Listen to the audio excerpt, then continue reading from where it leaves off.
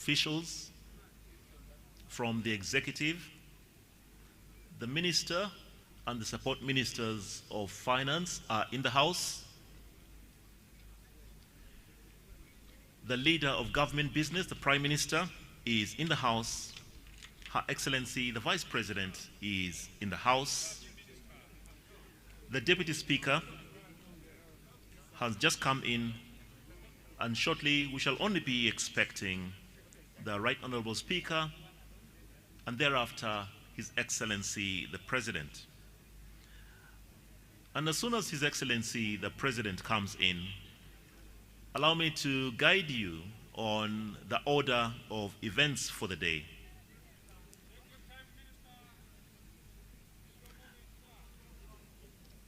The excitement is over the arrival of the Minister for Finance, the Honorable Henry Musasizi, carrying the briefcase that contains the budget speech by His Excellency the President of the Republic of Uganda.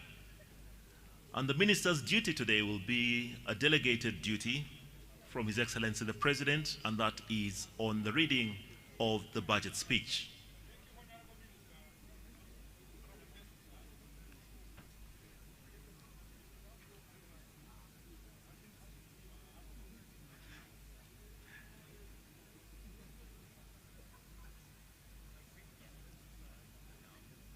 So the minister is allowed to go and take his seat now. He's going to be seated in the house. So he's being ushered to meet the senior officials of Parliament, to meet the Clerk to Parliament, to meet the Deputy Speaker of Parliament. And thereafter, we'll have a brief tete-a-tete with the Right Honourable Speaker before he comes to take his seat at the table in Parliament. Just a reminder that today, the 11th of June, 2026, we are in Kololo gathered for the reading of the budget. And this session is the 5th sitting of the first meeting of the first session of the 12th Parliament of Uganda. The reading of the budget is a duty that is mandated for the President, His Excellency the President. Every year after the opening of Parliament, His Excellency is supposed to deliver to Parliament a budget speech on the different estimates, especially laid forward by the legislative agenda and the plans that government has set out for the financial year 2026-2027. There are other key dates that have been followed to the letter. And for persons who are just getting to learn about the budget process, I'll just allow me to take you through them. We had the first budget call circular that was presented in September of last year. These were the very first estimates that government provided on the budget ceilings that the different ministries, departments, and agencies were expected to subscribe to in preparation for the presentation today of the budget.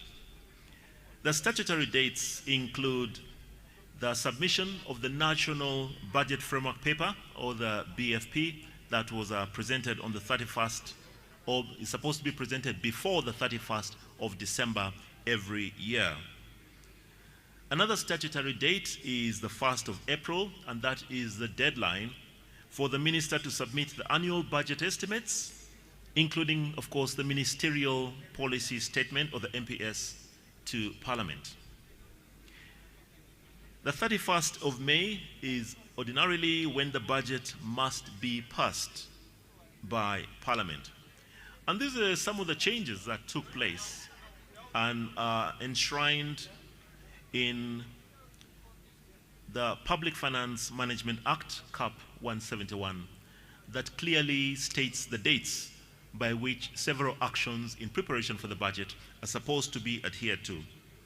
So today, 11th of June, is a date that is agreed amongst the member states of the East African Community for the presentation of the budget. This budget is supposed to be presented before the 15th of June, and ordinary.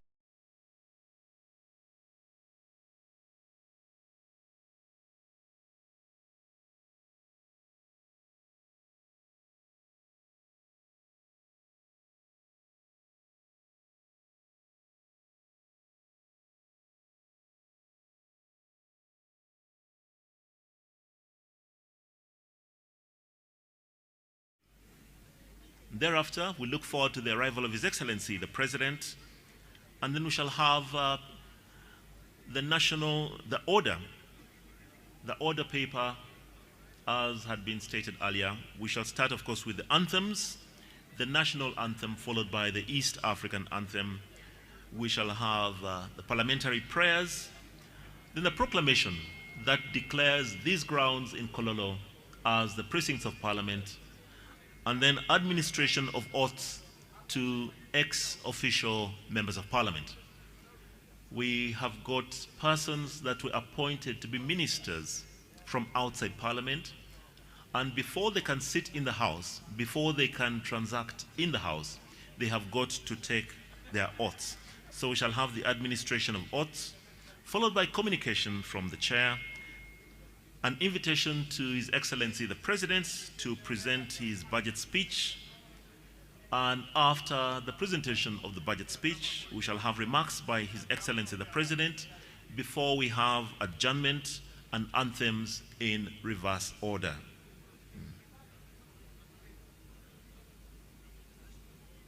I shall keep updating you as and when events occur here in Kololo. But I shall also keep reminding our members of Parliament, especially those who have just walked in, that you are expected to register, and we have got a registration desk in the corner.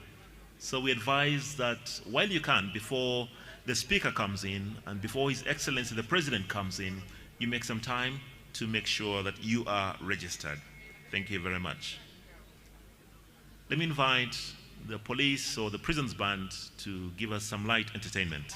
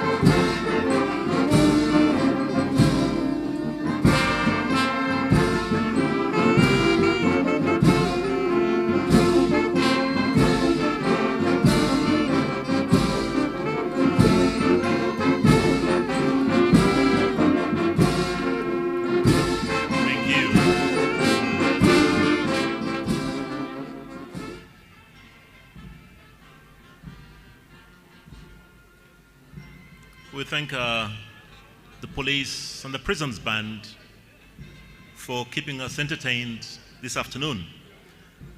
I'm sure many of you can see a lot of activity taking place now. We have been joined by the Right Honorable Speaker of Parliament,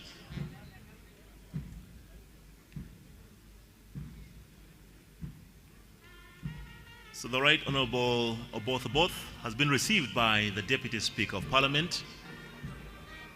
This is a very clear indication that House is about to begin.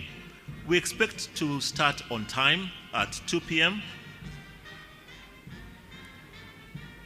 There is already every indication that we shall shortly be joined by His Excellency, the President of the Republic of Uganda.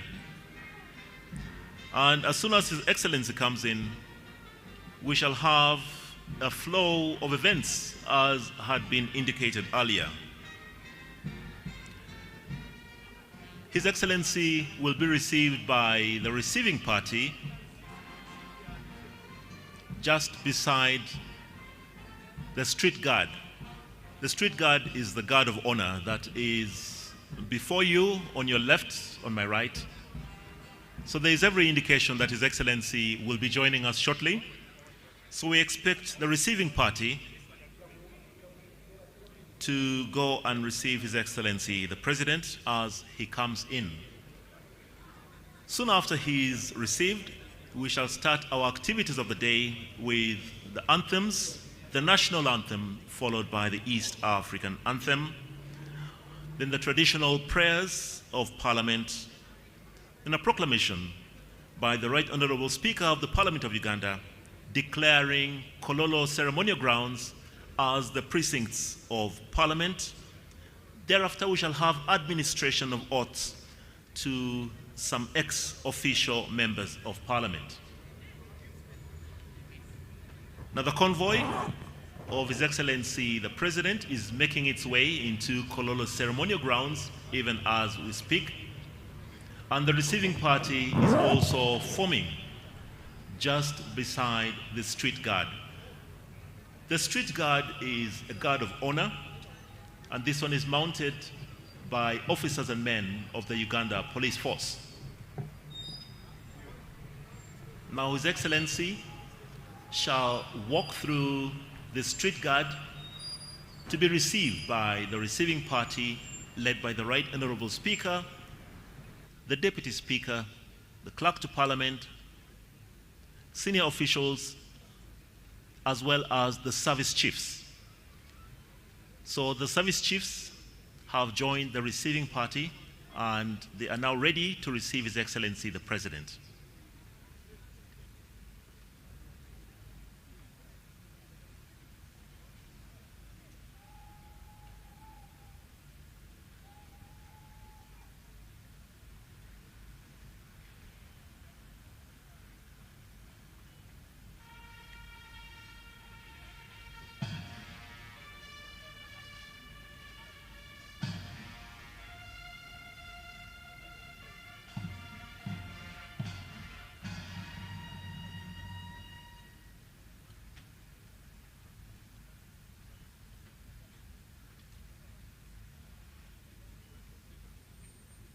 His Excellency the President has been received with fanfare by the Uganda Police Band and is now making his way to the receiving party led by the Right Honorable Speaker of Parliament before he's ushered to his sitting area.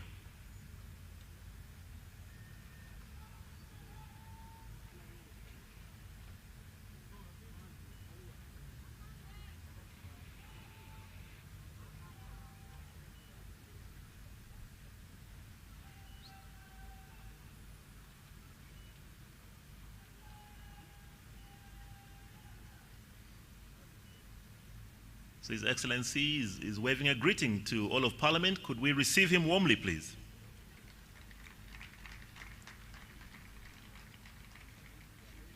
So His Excellency the President is now being ushered to his tent where he shall sign the visitor's book. And even then, the procession of the Speaker will form and House shall start in a few minutes.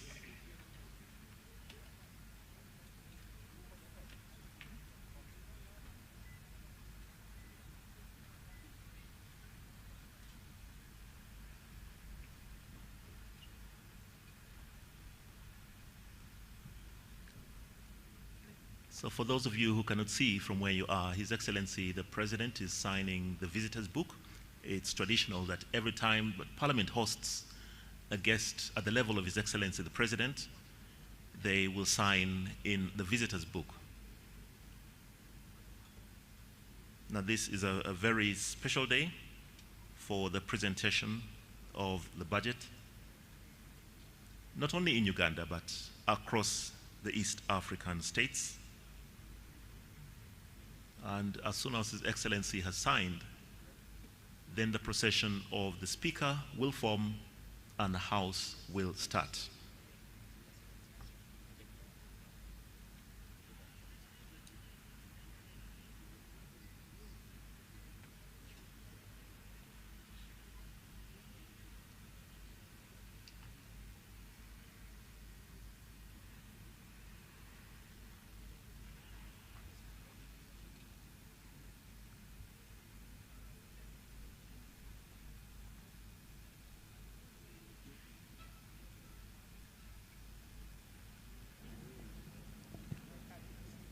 Could you please rise to your feet as we prepare for the procession of the Speaker and the different items on our order paper. Thank you.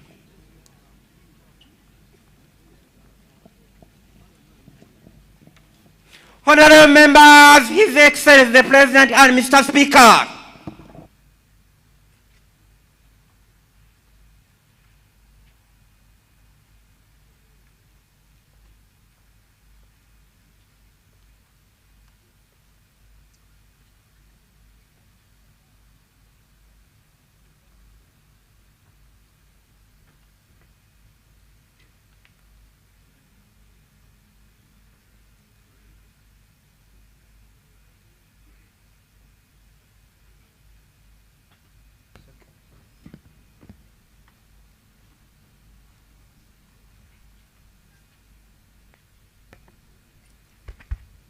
The anthems.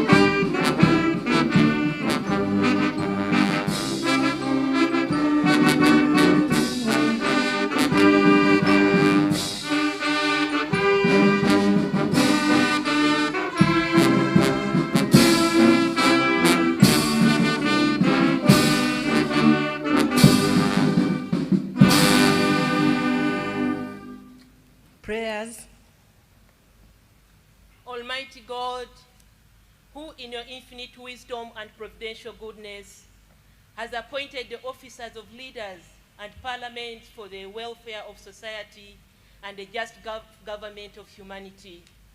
We beseech you to look upon with abundant favor these your servants whom you've been pleased to call to their performance of such important trusts in this land. Let your blessing descend upon them here assembled, and grant that they may, as in your presence, treat and consider all matters that shall come under their deliberation in so just and faithful a manner as promote your honor and glory, and to advance the good of those whose interests you have committed to their charge. Amen.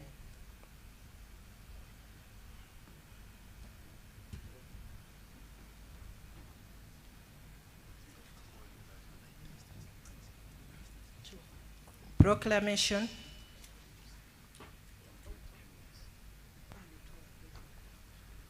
Whereas under Article 1012 of the Constitution of the Republic of Uganda, His Excellency, the President of the Republic of Uganda, may, in consultation with the Speaker, address Parliament from time to time on any matter of national importance. Aware that His Excellency, the President of the Republic of Uganda, has, in accordance with Article 1012, indicated to the Speaker of Parliament his intention to address Parliament and the nation on the national budget for the financial year 2026-2027. Now, therefore, in accordance with Rule 181 of the Rules of Procedure of Parliament, I hereby proclaim as follows. 1. That Parliament shall sit at Kololo Ceremonial Grounds on Thursday, 11th June 2026 at 1400 hours to receive the address of His Excellency, the President, on the national budget for the financial year 2026-2027. And 2, the Kololo Ceremonial Grounds to be precincts of Parliament for the above-mentioned purpose. Given under my able hand at Parliament House, Kampala, this first day of June 2026.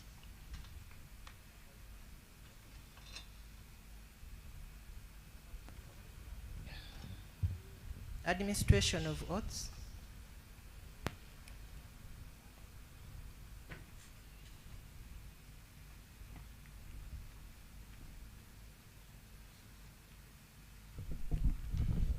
Your Excellency, the President, Right Honorable Speaker, sir, honorable members, on the 28th of May 2026, His Excellency, the President of the Republic of Uganda, appointed a new cabinet. Among those appointed were non-members of Parliament who were duly approved by the Parliamentary Appointments Committee and sworn in as ministers. In order for them to discharge their duties as ministers, they are required by law to become ex-officio members of Parliament by virtue of Article 78(1)(d) of the Constitution, and are required under Article 81(4) of the Constitution to take and subscribe the oath of allegiance and the oath of Member of Parliament. Right Honorable Speaker, the said members are ready to take and subscribe to the oath. Request for your permission, Right Honorable Speaker, to invite them for the aforementioned purpose. And they are Honorable General Katumba Wamala, Minister of Public Service. Please come forward, Honorable Minister. Honorable Sebugwao Joyce Juliet Nabosa, Minister of State for Information, Communications, Technology, and National Guidance, Information. Honorable Siraj Musa Ali, Minister of State for Works and Transport, Works. I seek for your permission, sir, to allow them to access the chambers. Permission granted.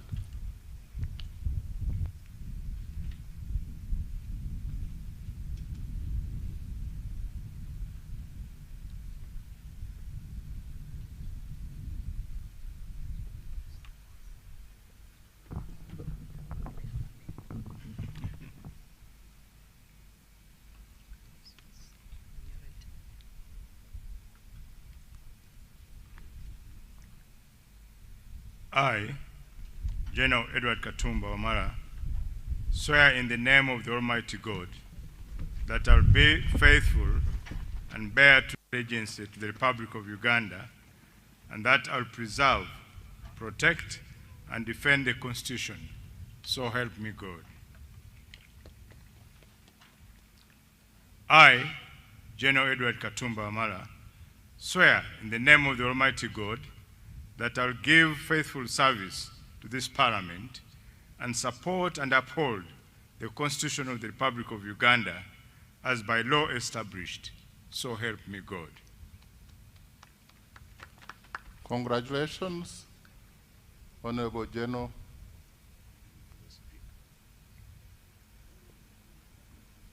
And welcome back to the House.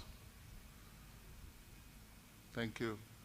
You'll need to append your signature to confirm that oath you've just made, and you'll receive a copy of the Constitution and the rules of procedure to enable you execute your duties as a member of Parliament.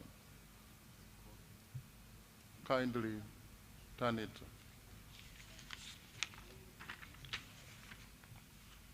Honorable Sebugwao Joyce, Juliet Nabosa, Minister of State for Information, Communications, Technology, and National Guidance Information.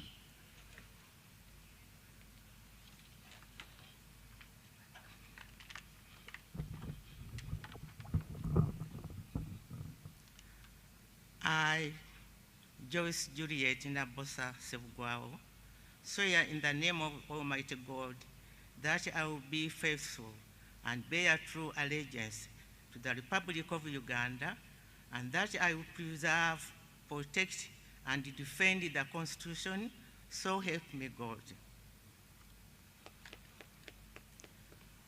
I, Joyce Juliet Nabosa Sebugwao, swear in the name of Almighty God that I will give faithful service to this Parliament and support and uphold the Constitution of the Republic of Uganda as by the law established. So help me God.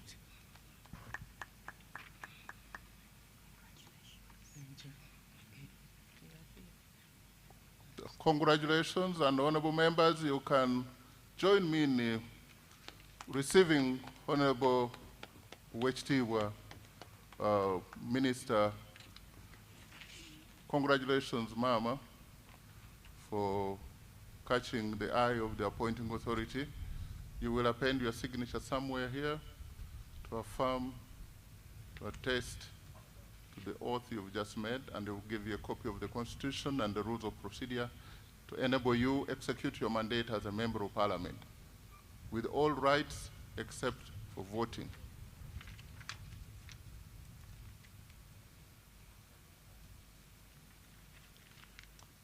Honorable Siraji Musa Ali, Minister of State for Works and Transport, in charge of works.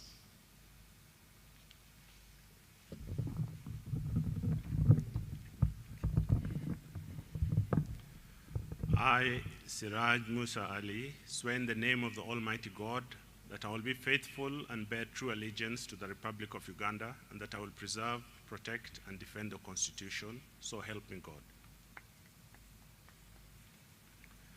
I, Siraj Musa Ali, swear in the name of the Almighty God that I will give faithful service to this Parliament and support and uphold the Constitution of the Republic of Uganda as by law established. So help me God. Thank you. Congratulations, Honorable Siraji Musa Ali, upon your appointment and upon making your oath. We have place for you there, and another place down. We have a copy of the Constitution and the rules of procedure of this House that will enable you to execute your mandate as a member of Parliament. Congratulations once again.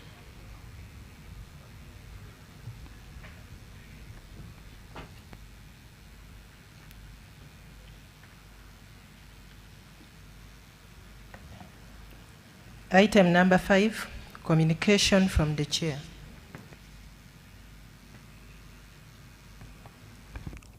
Your Excellency, the President of the Republic of Uganda, General Yoweri Kaguta Museveni, Her Excellency, the Vice President, Major Retired Alupo Jessica Appel, the Right Honorable Deputy Speaker,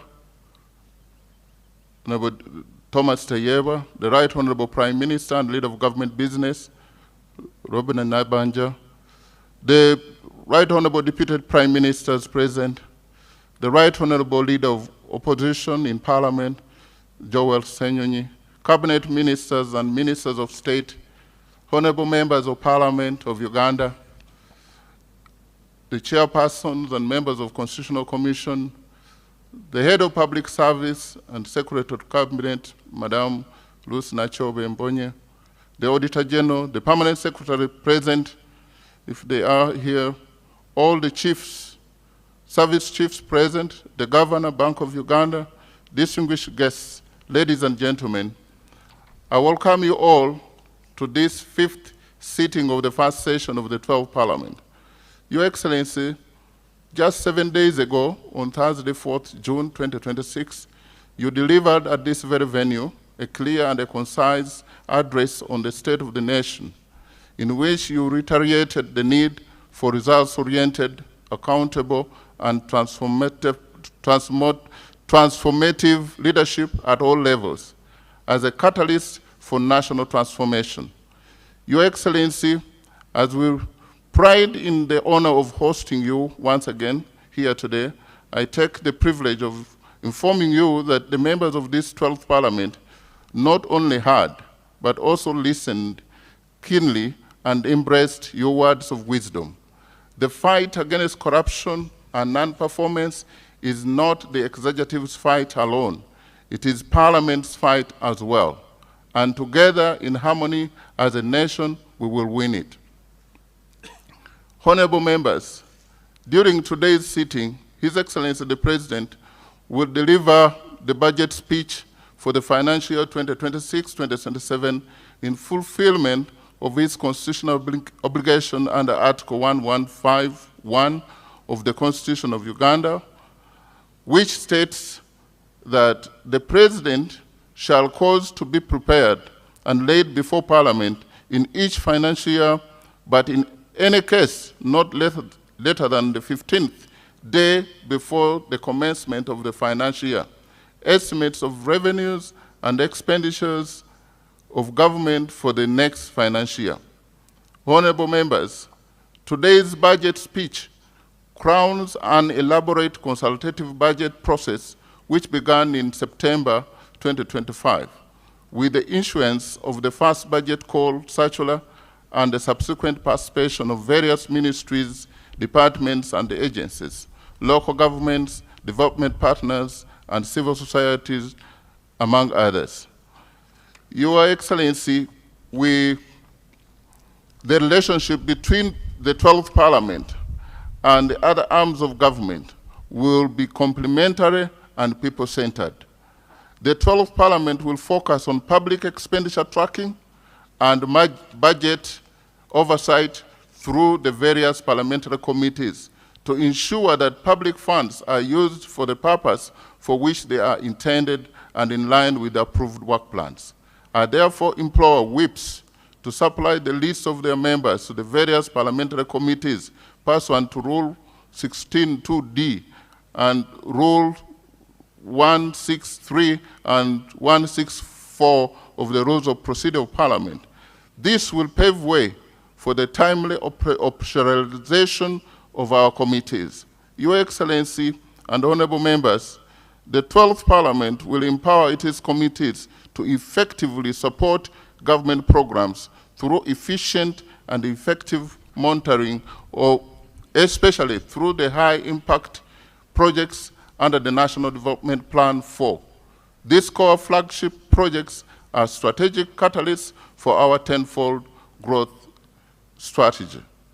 In addition, members of Parliament will strengthen oversight of government wealth creation and development funds under the parish development model, Uganda Women's Entrepreneurship Program, IMIOGA, among others. The 12th Parliament is firmly aligned to the government's objective of moving the approximately 38% of our population from subsistence to the formal money economy.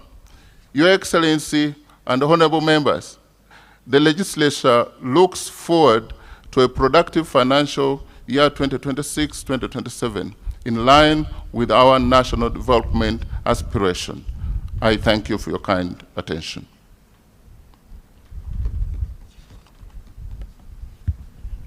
Item number 6, presentation of the budget speech. Honorable members, as it is the practice, the Minister of Finance, Planning and Economic Development will deliver the budget speech on behalf of His Excellency the President, after which the President will make additional remarks. I now invite the Minister of Finance, Planning and Economic Development to deliver the budget speech.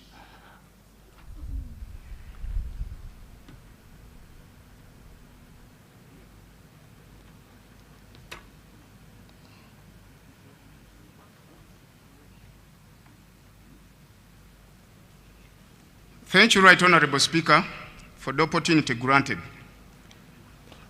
I did not grant you an opportunity, but you have accessed the microphone. What do you have to say? Your Excellency, I take cognizance of your presence in the House. Right Honorable Speaker, my procedure matter arises under Rule 11, Sub-Rule 5, and the Rule 26, Sub-Rule 2 of our Rules of Procedure. Right Honorable Speaker, specifically, Rule 11, Sub-Rule 5, verbally reads, the constitution of the Commission under this rule shall be done during the first meeting of the first session of a new Parliament. Right Honorable Speaker, I'm aware that the side of the leader of opposition has already nominated the commissioner amongst the 4 bench commissioners. That is Honorable Nambeshi. But the side of the government, we have not seen any commissioner. Since the government chief whip is in place, isn't it procedurally right that we constitute this House to its fullest, so that to mandate its function? Right Honorable Speaker, the House looks to move in a half. It's in amoeba shape, in a Mongolo shape. And this is the mother of corruption, Right Honorable Speaker. In line with Rule 26 of our Rules of Procedure, the rules are clear that in formation of the order paper for every sitting, there must be the business committee in consultation to your consent to come up with the order paper that the House has to follow. I'm wondering, Right Honorable Speaker, if it's not risky on your side, determining the entire task of the business committee just on your shoulder. And the members, if we move the House in such a manner, I don't know whether we shall be respecting our own rules. Right Honorable Speaker, it is to my humble prayer and request, in line with the procedural matter raised, that the entire businesses this House has heard be rendered null and void, and we constitute the House to its fullest to carry on its function as mandated in law. Thank you, Right Honorable Speaker. I want to thank you, Honorable Member from Bale. We all now know that he's a second-year law student. He's very, very vigilant. And this is the session for, and let me give guidance to the member so that nobody else makes the same mistake. This is the first meeting. And the first meeting has sittings. This is the 5th sitting of the first meeting. Now the honorable member thinks that Rule 11, as stipulated here, is referring to the sitting. This is the first meeting of the 5th sitting of the first meeting of the first session of the 12th Parliament. We need induction clerk very quickly and urgently to help members know the difference between a sitting and a meeting of Parliament. On the constitution of the, that's on the constitution of the Parliamentary Commission. On the order of business, Parliament is forming. I have no doubt that the clerk, as even of today, has written, and let me take the same opportunity to tell the government chief whip and the leader of opposition that we need lists, which I even communicated here, of all committee members and leadership and the commission. We need that urgently before the 26th of this month.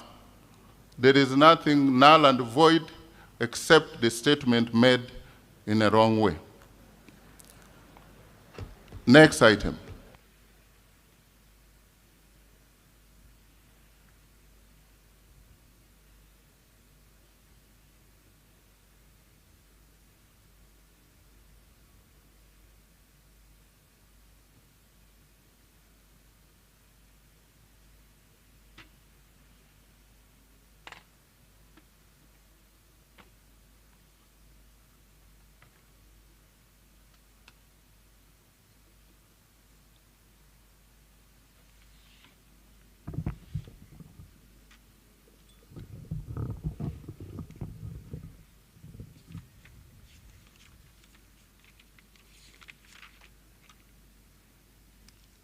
Your Excellency, the President of the Republic of Uganda, Your Excellency, the Vice President of the Republic of Uganda, the Right Honorable Speaker of Parliament of Uganda, Your Lordship, the Chief Justice, the Right Honorable Deputy Speaker of Parliament, Your Lordship, the Deputy Chief Justice, the Vice Chairman of the NRM Party, the Right Honorable Prime Minister, the Right Honorable Deputy Prime Ministers, Honorable Ministers and Ministers of State, Your Excellencies, the heads of diplomatic missions, Honorable Members of Parliament, former leaders, traditional leaders, religious leaders,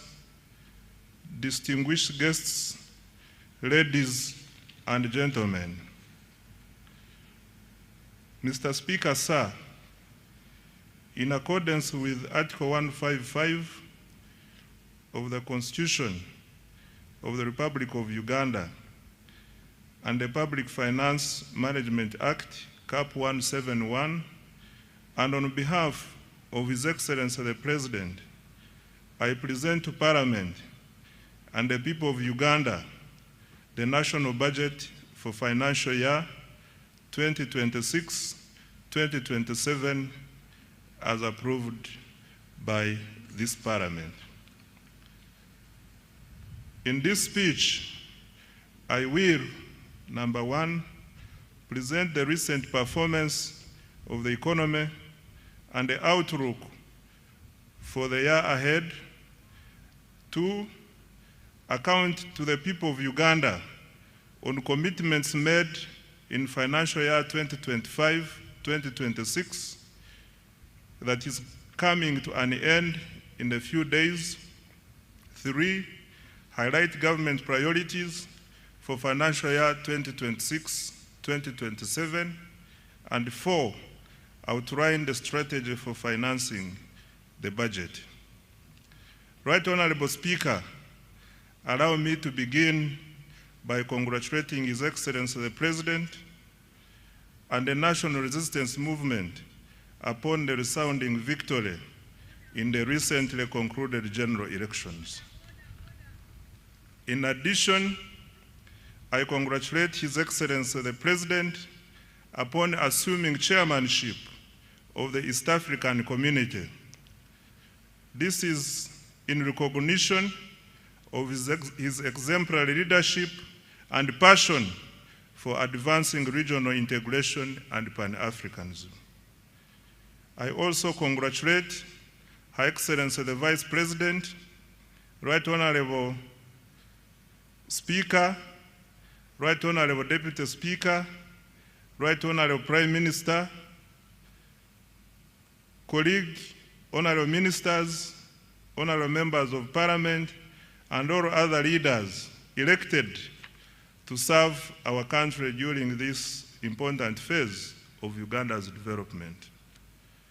Mr. Speaker, sir, I wish to thank His Excellency the President for the confidence he has placed in me and my political leadership team by entrusting us with the responsibility of leading the Ministry of Finance, Planning and Economic Development. I also would like to thank and congratulate my senior, Honorable Matia Kasaija, for the leadership and mentorship in the past 10 years.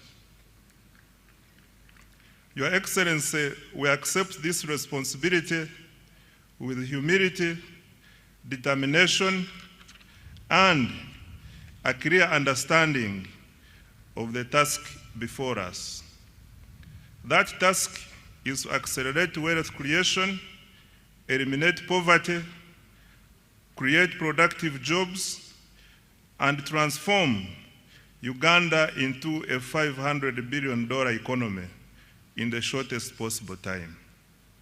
Right Honorable Speaker and colleagues, Uganda enters this new political term from a position of strength.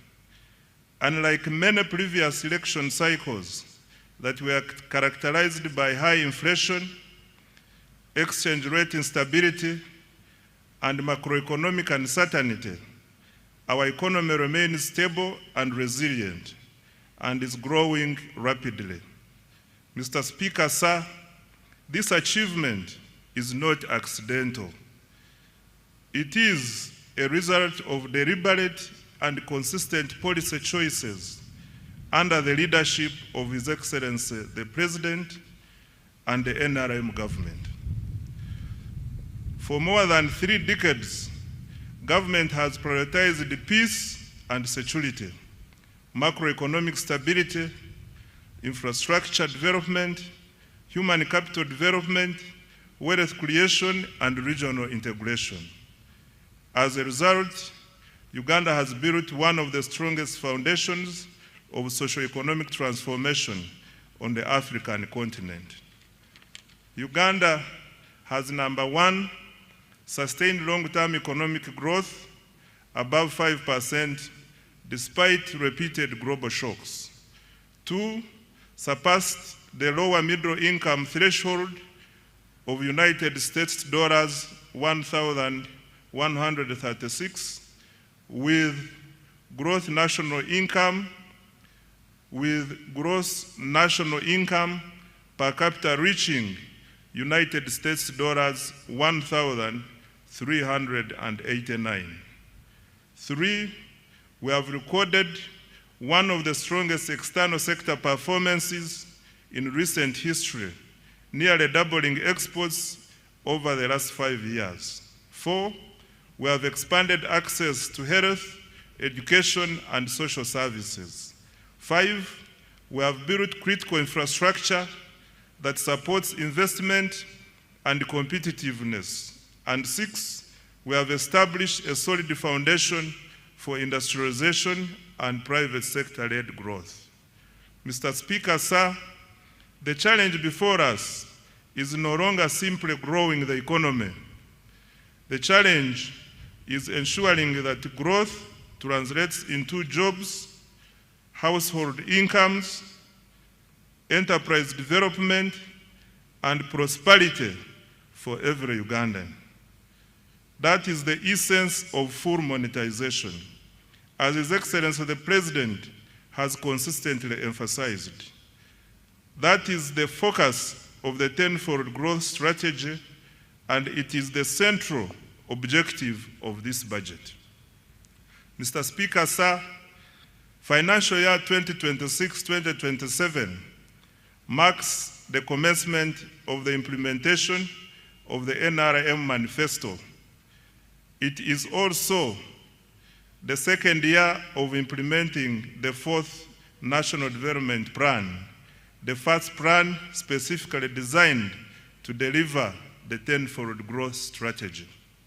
Mr. Speaker, sir, and honorable colleagues, in the spirit of protecting the gains, we have maintained the financial year 2026-2027 budget theme as full monetization of Uganda's economy through commercial agriculture, industrialization, expanding and broadening services, digital transformation, and market access.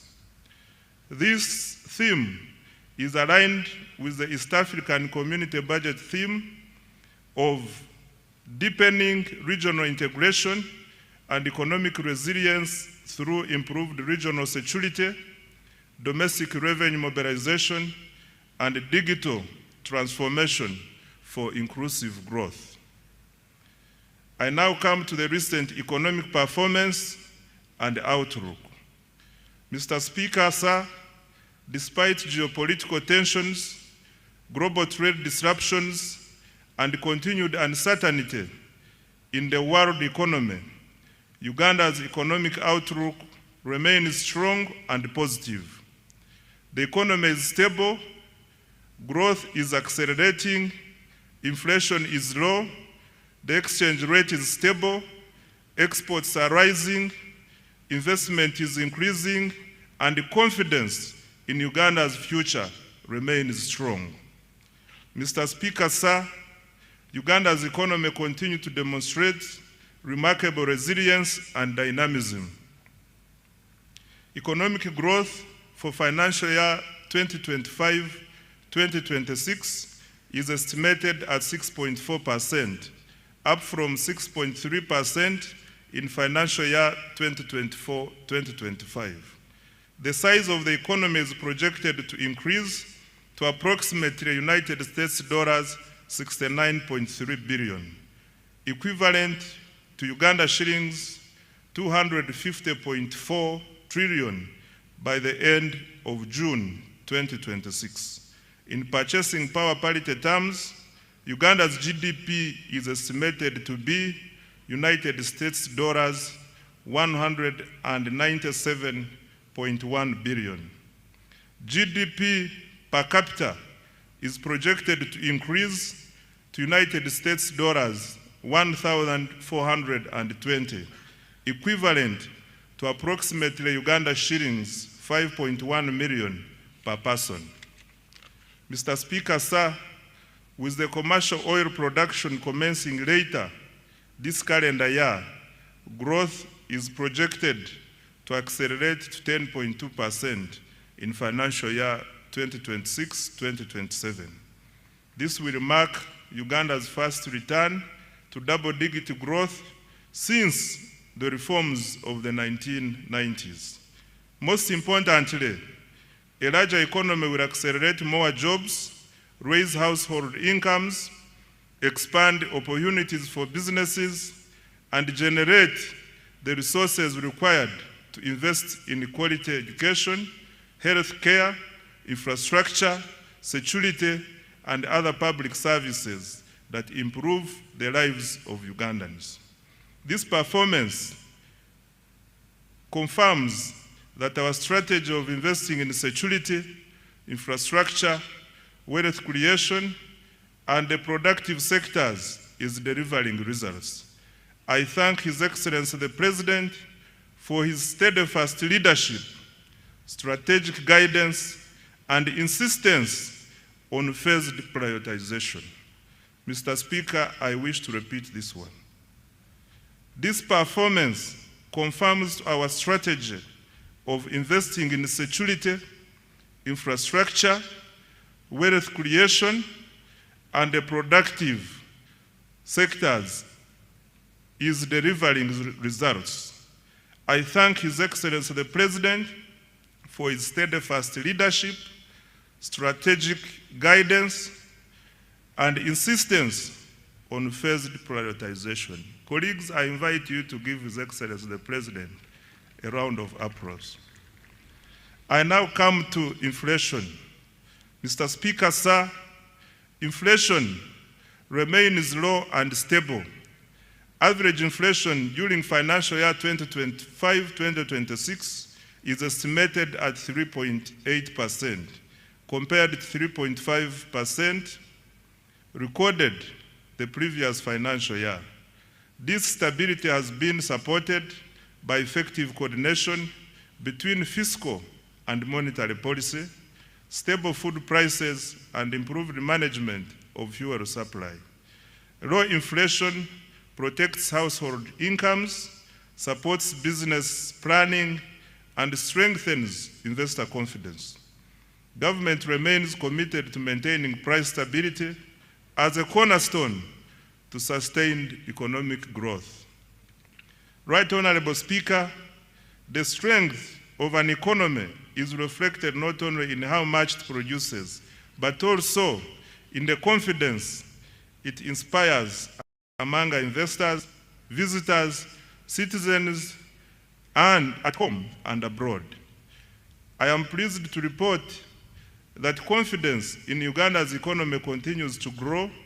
Foreign direct investment remains strong at United States dollars 3.2 billion in the 12 months ending March 2026.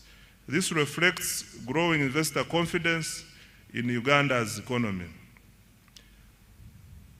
Of even greater significance, investors are increasingly expressing interest in Uganda's small and medium enterprises. Kampala-based startups attracted about United States dollars 30 million in 2025, up from just United States dollars 4 million a year before. This surge signals growing confidence in Uganda's innovation ecosystem and affirms our emergence as a destination for entrepreneurship, technology, and investment.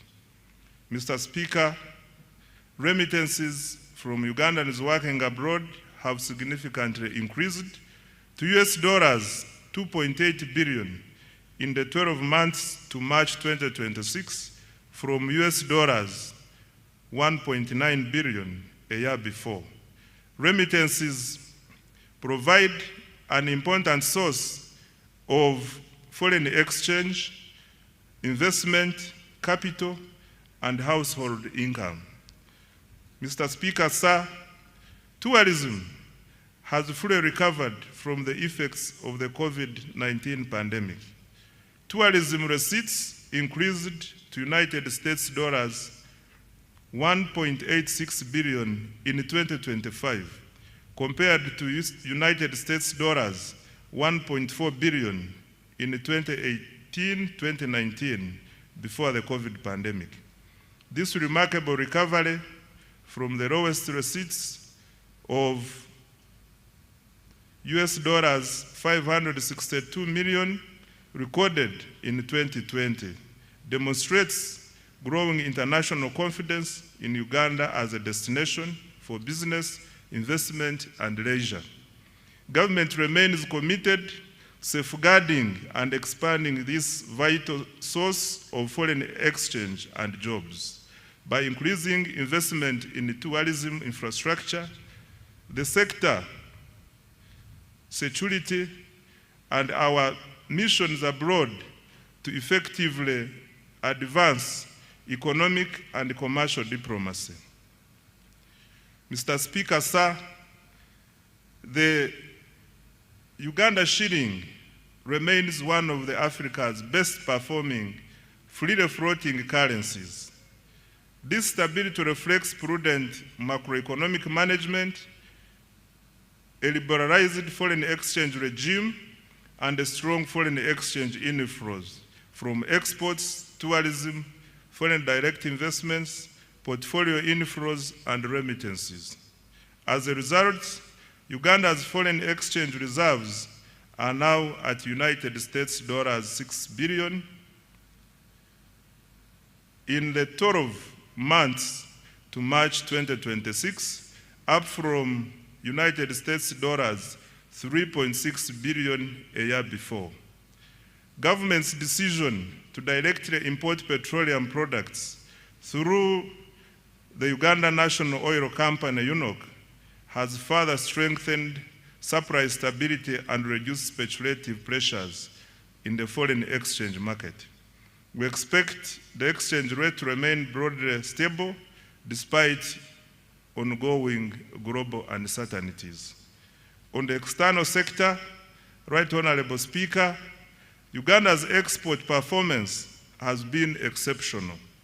Over the last 5 years, exports of goods and services have increased by approximately 204%. Total exports earnings reached US dollars 18.04 billion in the 12 months to March 2026 from US dollars 5.93 billion in the 12 months to March 2022. The leading exports include gold, coffee, cocoa, fish products, steel products, sugar, and a growing range of manufactured goods. Our coffee exports reached USD 2.46 billion for the year ending March 2026, up from USD 1.84 billion a year before.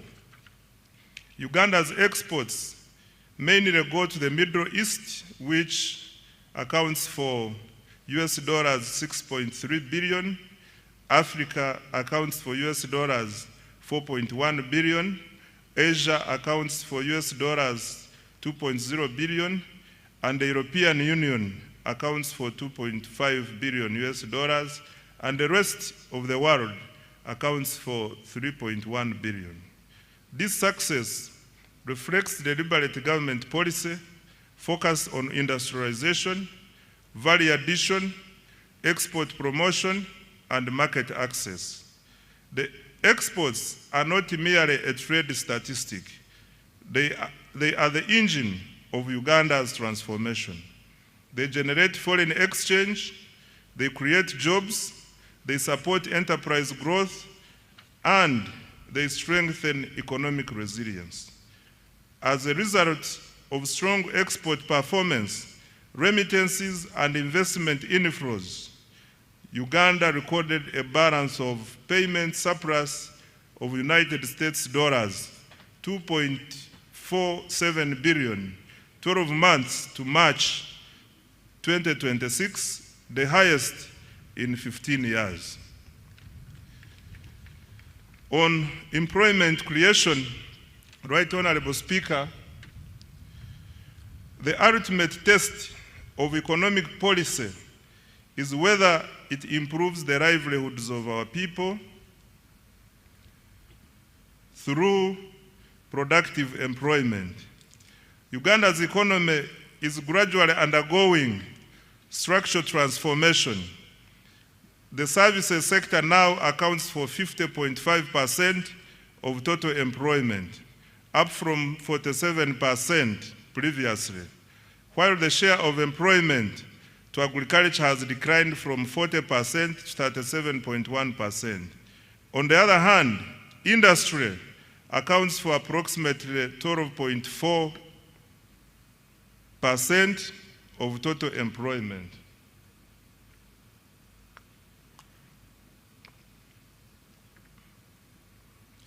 These shifts are good and are consistent with the structural transformation experienced by today's rich economies, which moved from raw to higher productivity sectors. Mr. Speaker, sir, the capacity of our economy to generate formal employment continues to improve. Employment in private formal establishments has increased by 245%, from approximately 672,300 workers in financial year 2016-2017 to over 2,319,683 workers in financial year 2024-2025. This is in addition to the 503,738 public sector jobs and 10,513,486 14 informal jobs reported in April 2026. This growth in jobs confirms that Uganda's economy is not only growing, but also creating productive jobs for Ugandans.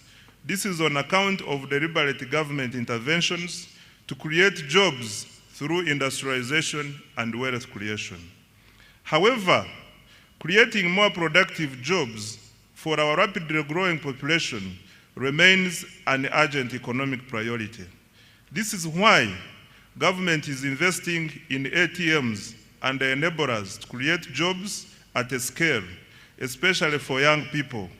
Going forward, every major intervention in the national budget will ultimately be judged by its contribution to jobs, incomes, and improved livelihoods. On fiscal performance, Mr. Speaker, sir, government's capacity to finance its development agenda using domestic resources continues to strengthen. This financial year, domestic revenue collections are projected at Uganda shillings 35.7 trillion, compared to Uganda shillings 32.3 trillion collected the previous financial year. Mr. Speaker, this financial year 2025-2026, domestic revenue from taxes, non-tax revenues, and local government revenues funded up to 80.9% of the total discretionary budget of Uganda shillings 44.1 trillion. The discretionary budget includes all funds allocated to implementing programs excluding debt and other government obligations. This represents significant progress towards fiscal self-reliance and reduced dependence on external financing.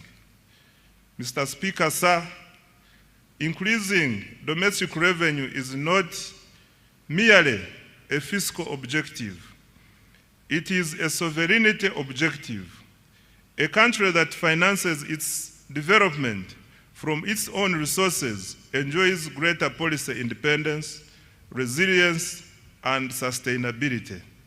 Therefore, government will continue to strengthen domestic revenue in line with the domestic revenue mobilization strategy, while preserving incentives for investment, production, and enterprise growth.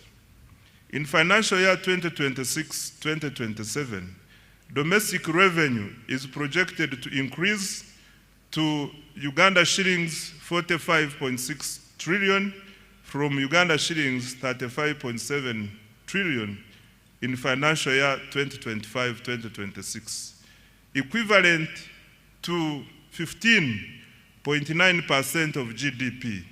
The additional resources will support investments in the wealth creation, ATMs, and their enablers. I now come to public debt, Right Honorable Speaker. Mr. Speaker, as of December 2025, Uganda's total public debt stood at United States dollars 34.86 billion, equivalent to approximately Uganda shillings 126.19 trillion.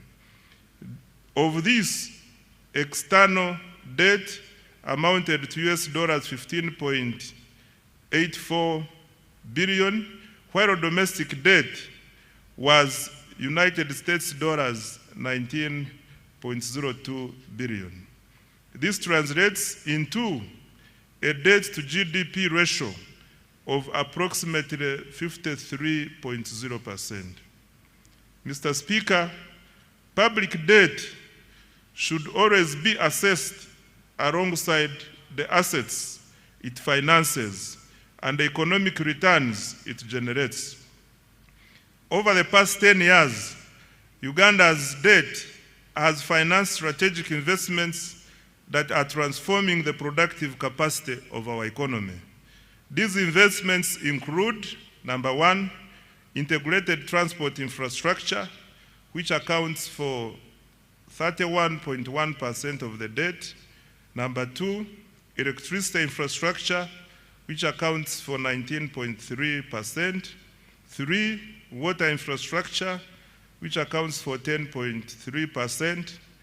4, agro-industrialization, which accounts for 9.2%. 5, education and health, which accounts for 7.7%.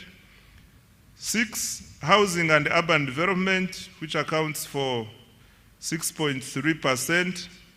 7, industrial parks and industrial development, which accounts for 2%, and other investments such as national backbone infrastructure to extend internet, STI, and regional development, which accounts for 7.0%. Mr. Speaker, Uganda's public debt remains sustainable and is projected to stay so over the medium and the long term. Accountability for financial year 2025-2026 and priorities for financial year 2026-2027. Mr. Speaker, when the budget for financial year 2025-2026 was presented last year, government made several commitments aimed at accelerating monetization of the economy and implementing the tenfold growth strategy.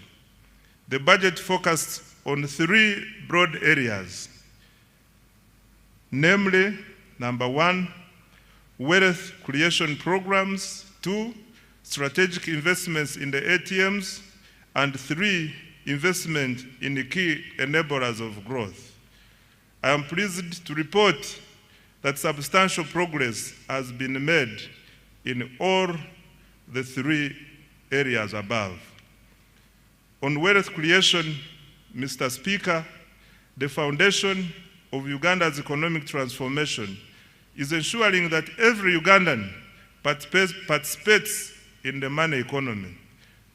Government, therefore, has continued to invest in programs that expand access to affordable capital, strengthen enterprise development, and increase household incomes.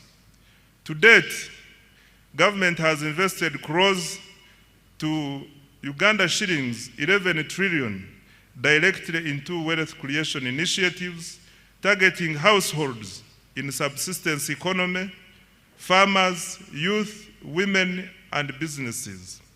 These interventions are reducing barriers to participation in economic activity while expanding opportunities across the country. Let me highlight what we have done in the flagship wealth creation programs. On parish development model, Mr. Speaker, the parish development model remains government's most important intervention for eliminating subsistence and expanding participation in the money economy. I wish to thank His Excellency the President for his vision and unwavering commitment to this program. PDM is not merely a financing program, it is a structural transformation program. Its objective is to move households from subsistence to commercial production, from survival to enterprise, and from poverty to prosperity. Over the past 5 years, government has transferred Uganda shillings 4.4 trillion to all 10,589 parishes nationwide, and as a revolving capital. Ugandans who were previously outside the money economy are now engaged in money-making enterprises. By the end of this month, PDM funds will have reached over 4 million beneficiaries. The PDM is raising household incomes, improving food security, and creating local economic opportunities for Ugandans who previously relied on subsistence production. Mr. President, Thank you for your visionary leadership. The next phase of the PDM will focus on boosting productivity, strengthening value addition, and improving market access for the PDM beneficiaries.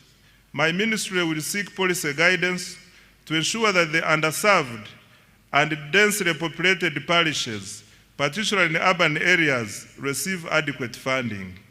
Equally important, we will begin a gradual deliberate transition from government transfers to a self-sustaining financial ecosystem.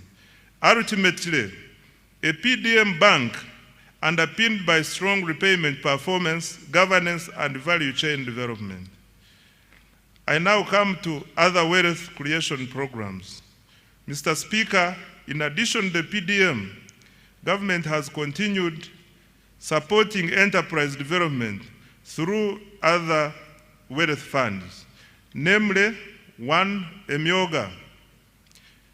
Government has capitalized the program with Uganda shillings 760 billion in revolving funds. To date, 7,148 Emyoga circles have been established with over 2.48 million members and cumulative savings of Uganda shillings 95.3 billion. An additional Uganda shillings 100 billion has been allocated in financial year 2026-2027. Number two, Katale Loan Facility. The government, through the Microfinance Support Center, introduced this wealth fund to expand access to affordable working capital for market vendors and urban informal operators. It is currently piloted in 6 major markets within the Kampala metropolitan area and will be rolled out nationwide in financial year 2026-2027. The piloted markets are St. Balikudembe, commonly known as Owino, Nakawa, Kalerwe, Busega, Nakasero, and Gaba markets. The facility is providing working capital loans at an interest rate of 8% per annum. 3, the Small Business Fund. This fund, initially called the Small Business Recovery Fund, was established in 2021 to help small businesses affected by COVID-19 to recover. The fund has disbursed over Uganda shillings 82.1 billion to more than 4,031 small and medium enterprises. It provides affordable financing of up to Uganda shillings 500 million at a 10% interest rate to formal enterprises employing at least 2 people. 4 is the Agricultural Credit Facility. Government has invested a total of Uganda shillings 371.7 billion in the facility as a co-financing with participating financial institutions. The facility has cumulatively disbursed Uganda shillings 1.35 trillion to more than 14,000 beneficiaries. In financial year 2026-2027, an additional Uganda shillings 47.68 billion has been allocated to further capitalize the facility. 5, large-scale commercial farmers financing scheme. In financial year 2025-2026, Uganda shillings 41 billion was provided for interest payments on behalf of the large-scale farmers cultivating over 50 acres of grain and animal feeds. This support has so far enabled 186 farmers to access a total of Uganda shillings 169.1 billion from government-owned commercial banks. The farmers are expected to repay the principal while government pays the interest on their behalf. An additional 41 billion Uganda shillings has been allocated for financial year 2026-2027. 6. Uganda Development Bank. Government has cumulatively capitalized Uganda Development Bank with shillings 1.6 trillion to provide long-term patient capital to strategic sectors vital for industrialization and value addition.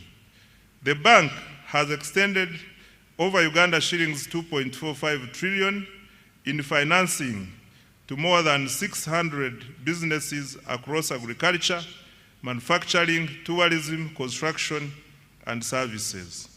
An additional Uganda shillings 442.2 billion has been allocated in financial year 2026-2027 to further capitalize Uganda Development Bank. 7. Grow and other women funds. Through the World Bank financed Grow project, Uganda shillings 133.14 billion in soft loans has been extended to 6,584 women-owned businesses to support their transition from informality. This complements Uganda shillings 153.5 billion previously disbursed under the Uganda Women Entrepreneurship Program WEP, which has benefited 244,805 women. 8. Youth empowerment programs.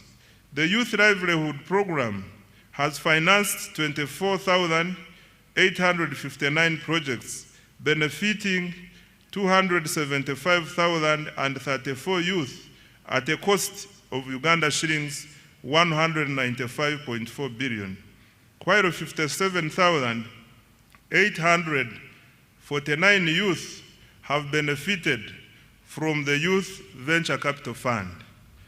Number 9 is the revolving fund for the creative artists. Government has provided Uganda shillings 33 billion to establish a revolving fund for musicians and other creatives to promote enterprise growth and job creation. 10. Support to teachers' circles. Government released Uganda shillings 20 billion to private teachers' unions to strengthen teachers' welfare through improved access to affordable credit. This is in addition to the earlier Uganda shillings 25 billion that was provided to Walimu Sacco umbrella structures. Mr. Speaker, sir, these wealth creation interventions have expanded access to affordable capital, strengthened enterprise growth, and created jobs. In financial year 2026-2027, government has allocated an additional Uganda shillings 2.49 trillion in wealth creation programs to accelerate monetization of the economy and expand wealth creation. I now come to accelerating tenfold growth through the ATMs. Mr. Speaker, having expanded access to capital through our wealth creation programs, government is now intensifying investment in the sectors that will drive Uganda's next phase of economic transformation. These sectors are collectively known as the ATMs, i.e. number 1, agro-industrialization, number 2, tourism development, 3, mineral-based industrial development, including oil and gas, and 4, science, technology, and innovations, including ICT and the creative arts. These sectors are deliberately selected because they represent Uganda's strongest comparative advantages and possesses the greatest potential to generate exports, jobs, incomes, and investment. Together, they form the engine of the tenfold growth strategy. The objective is simple: to convert Uganda's natural resources, human capital, and innovation into wealth, jobs, and prosperity. And I would like now to detail each. Under agro-industrialization, Mr. Speaker, agriculture remains the backbone of Uganda's economy.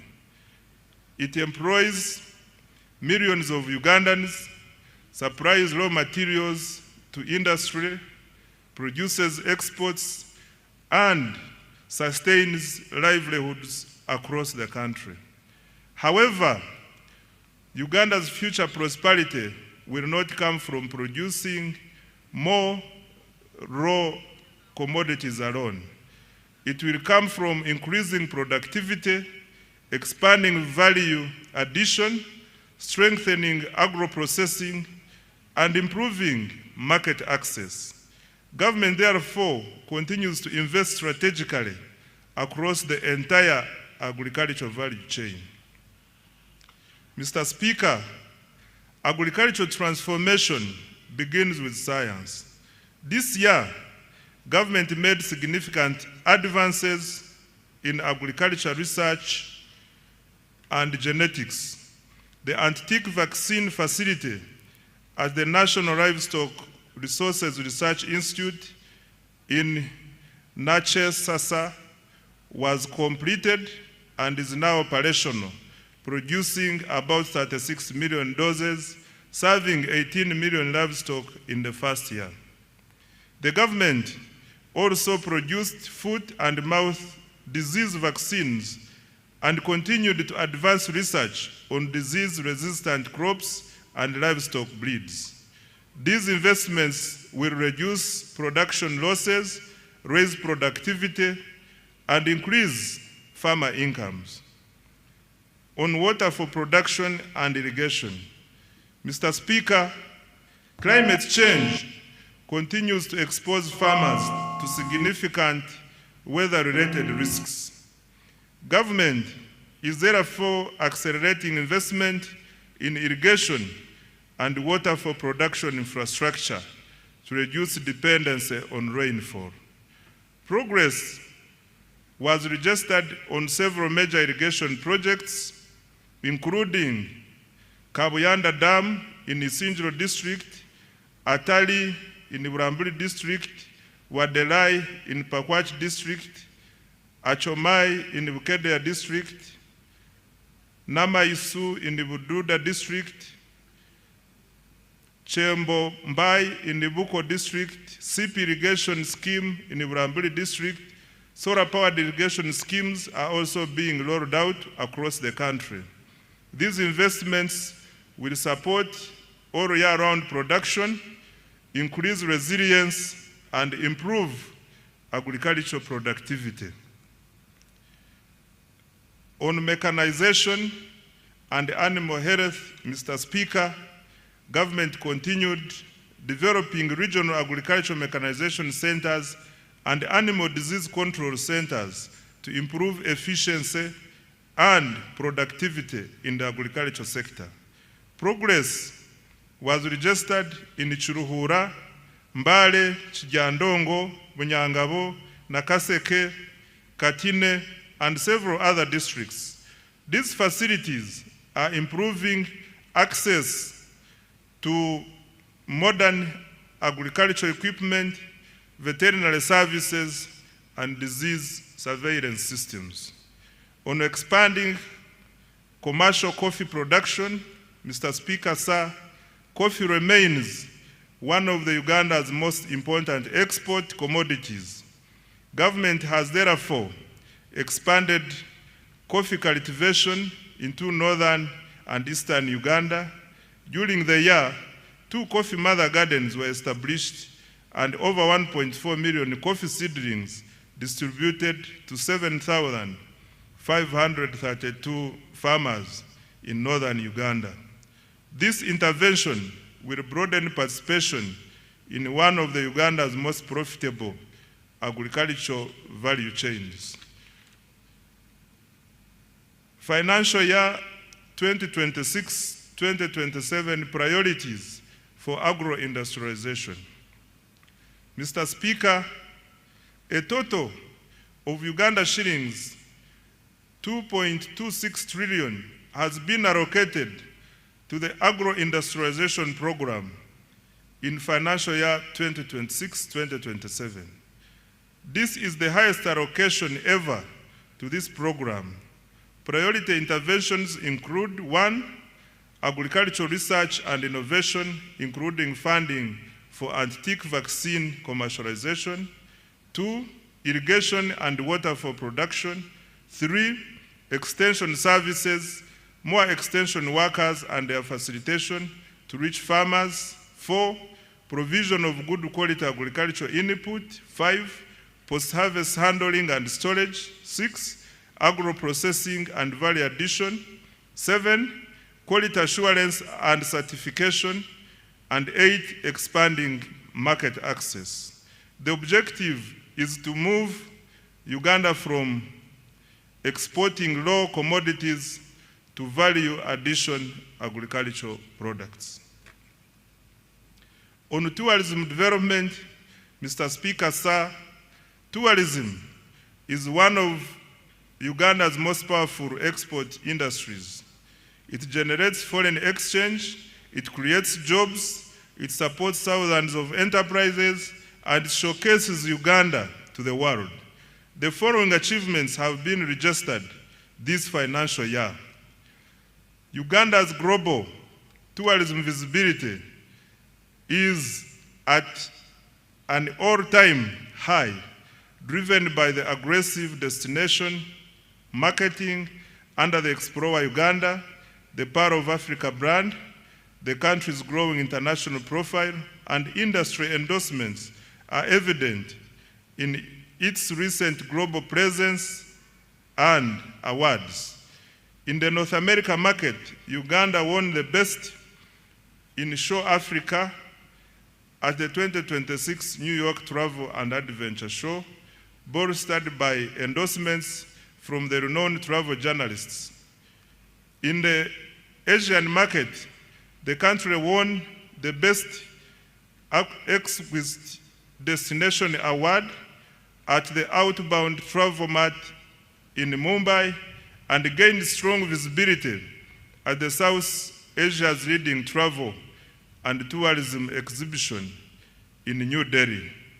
Mr. Speaker, government has intensified the international marketing of destination Uganda through participation in major tourism exhibitions and targeted promotion campaigns in Europe, the United Kingdom, North America, Asia, East Africa, and North Africa. Government also leveraged high-profile platforms, including the Africa Cup of Nations AFCON 2025 tournament in Morocco and the 2025 World Travel Market in London to showcase Uganda's tourism potential and attract visitors.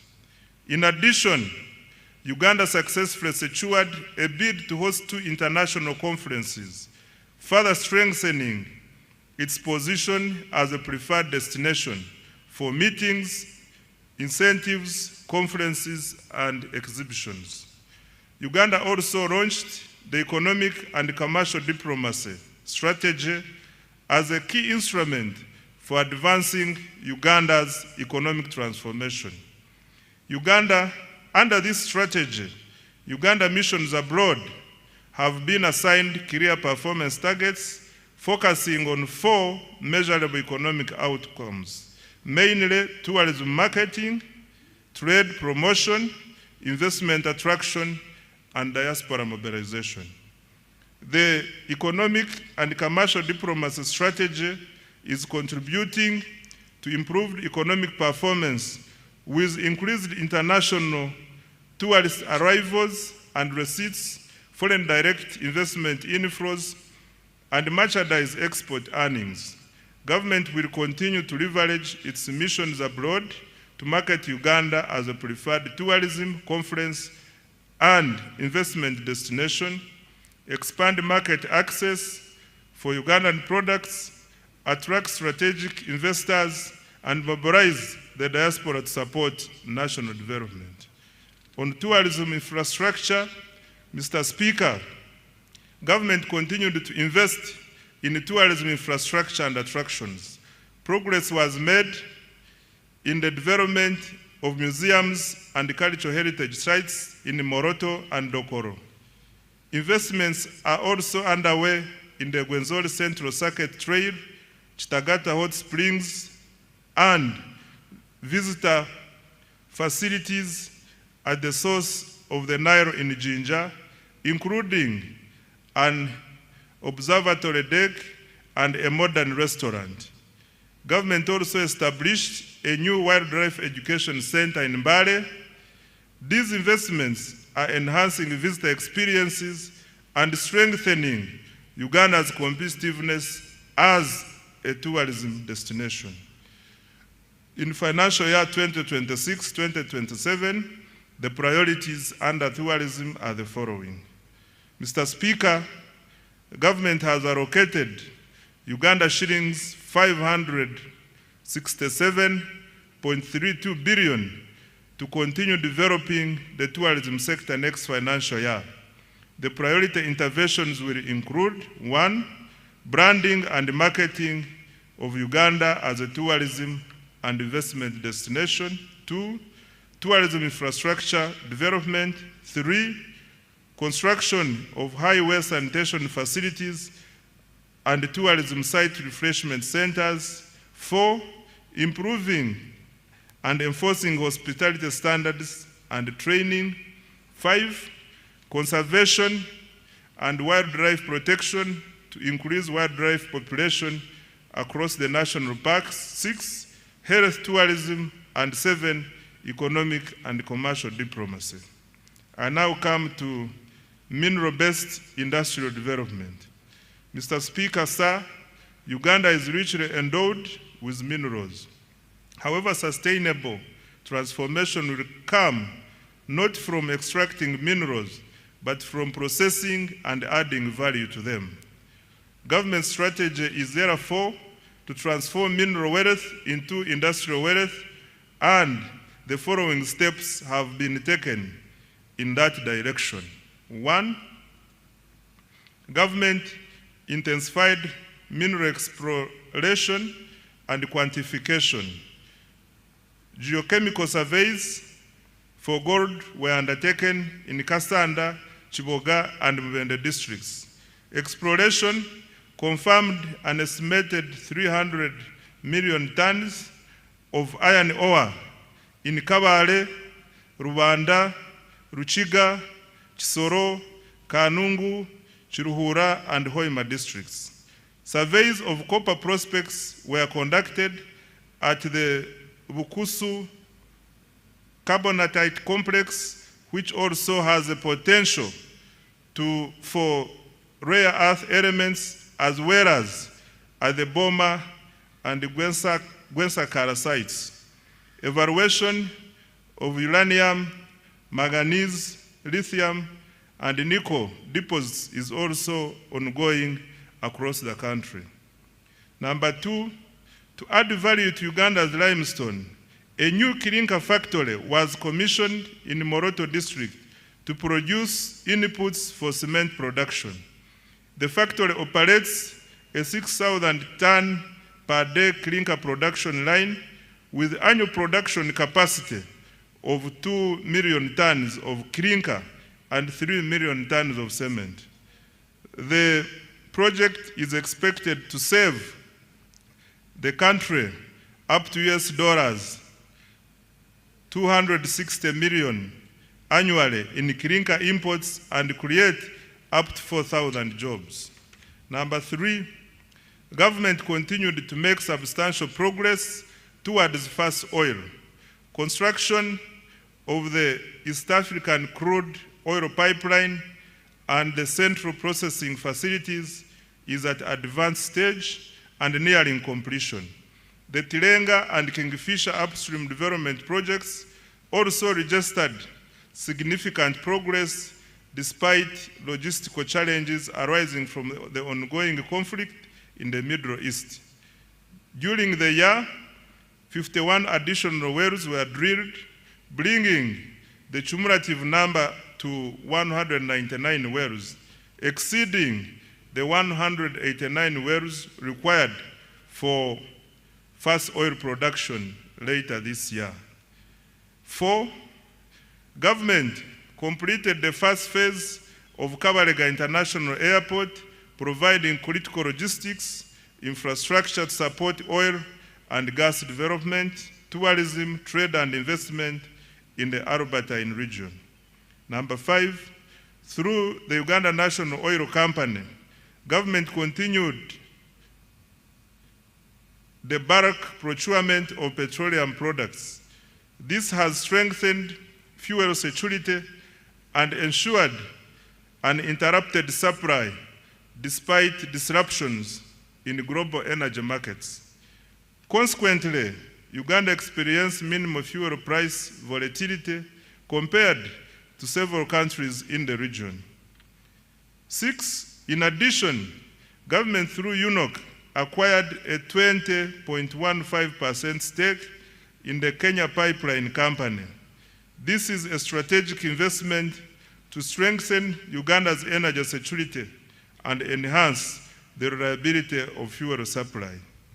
Given that over 95% of Uganda's refined petroleum products are imported through the Kenyan corridor, this investment will help secure access to critical petroleum infrastructure and support more predictable fuel supply and pricing.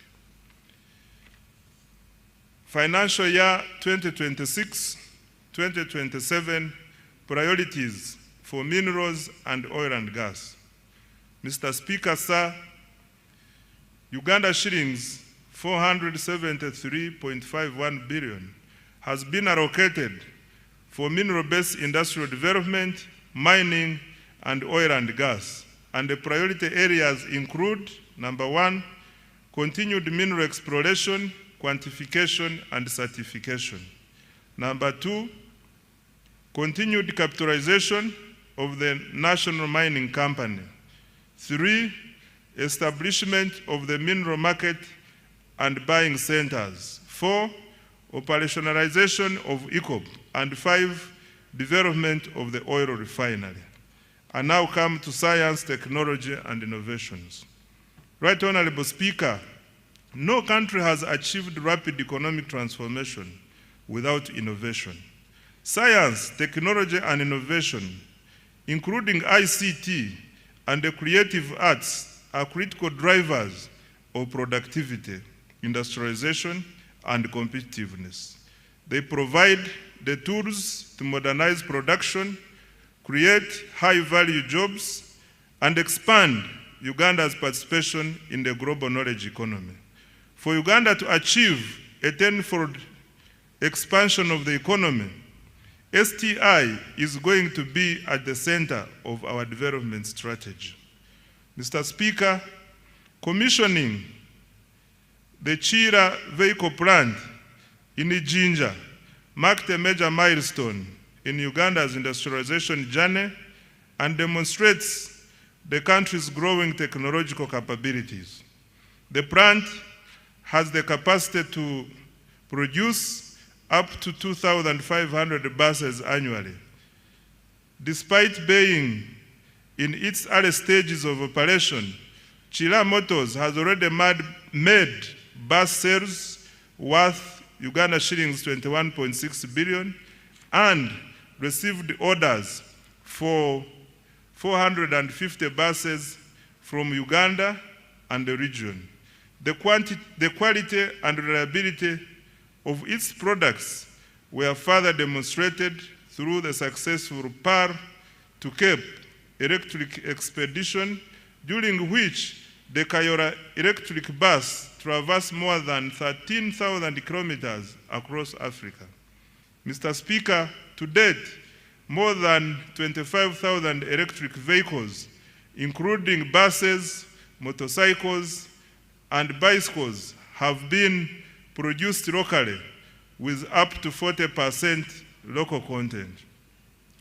In a further boost to the sector, solar power completed the construction of East Africa's first production scale lithium-ion battery assembly plant in Uganda. This has strengthened domestic manufacturing capacity and positioned the country as a regional hub for electric mobility and clean energy technologies. On pharmaceuticals and biotechnology, Mr. Speaker, government continued to strengthen pharmaceutical manufacturing and biotechnology as part of the efforts to build a competitive pathogenic economy. Uganda is deliberately supporting the domestic production of medicines, vaccines, diagnostics, and other health products, while promoting research, innovation, import substitution, export growth, and resilience in the health sector. Significant progress was registered through strategic investments in and government procurement from local pharmaceutical and biotechnology companies, including Macrohim Scientifics, Day Pharma, Jena Herbal, and other emerging manufacturers. Macrohim Scientifics has established itself as a leading African manufacturer for rapid diagnostic kits, recording annual sales of approximately United States dollars 75 million from products used in the diagnosis of malaria, HIV/AIDS, and sickle cell diseases. Day Pharma has operationalized manufacturing lines for generic, oral solid, and liquid medicines and secured approvals from the National Drug Authority for a range of essential medicines. Jena Herbal, the manufacturer of Covidex, has established a pharmaceutical manufacturing facility in Soroti, expanding Uganda's capacity to produce health products locally and strengthening the country's pharmaceutical value chain. These investments are improving health security, reducing imports, and creating high-value jobs. On advancing Uganda's space science, Mr. Speaker, government has strengthened Uganda's space science and satellite technology capabilities. Government established modern ground satellite infrastructure at the Uganda National Space Center at Mpoma Mukono district. This has enabled our scientists to successfully deploy a climate camera to the International Space Station. This has expanded the country's capacity to generate real-time data for climate monitoring, environmental management, disaster preparedness, and evidence-based decision-making. On value addition under STI, Mr. Speaker, government has intensified agro-industrialization initiatives driven by scientific innovation aimed at increasing value addition, branding, and export competitiveness. The Banana Value Addition Facility by Professor Mlanga strengthened its production capacity for banana value-added products and fulfilled export orders from South Korea, Saudi Arabia, Qatar, and Italy. In addition, government has invested in the establishment of the Coffee Park in Ntungamo. The Africa Coffee Park has innovated 18 products of value-added coffee ready to go into the market for roast, freeze-dry, and spray-dry high-level technology. On digital transformation, Mr. Speaker, government continued expanding digital infrastructure to improve the availability, reliability, affordability of ICT services, as well as access to the services. During the year, an additional 879 kilometers of fiber optic cable were installed, bringing the national fiber backbone to approximately 62,941 kilometers. As a result, internet costs declined from $70 to $35 per megabyte per second. Active mobile internet subscriptions stand at 18.5 million, while the number of smartphones connected to Ugandan network has reached 20 million. Total registered mobile telephone subscriptions have reached 57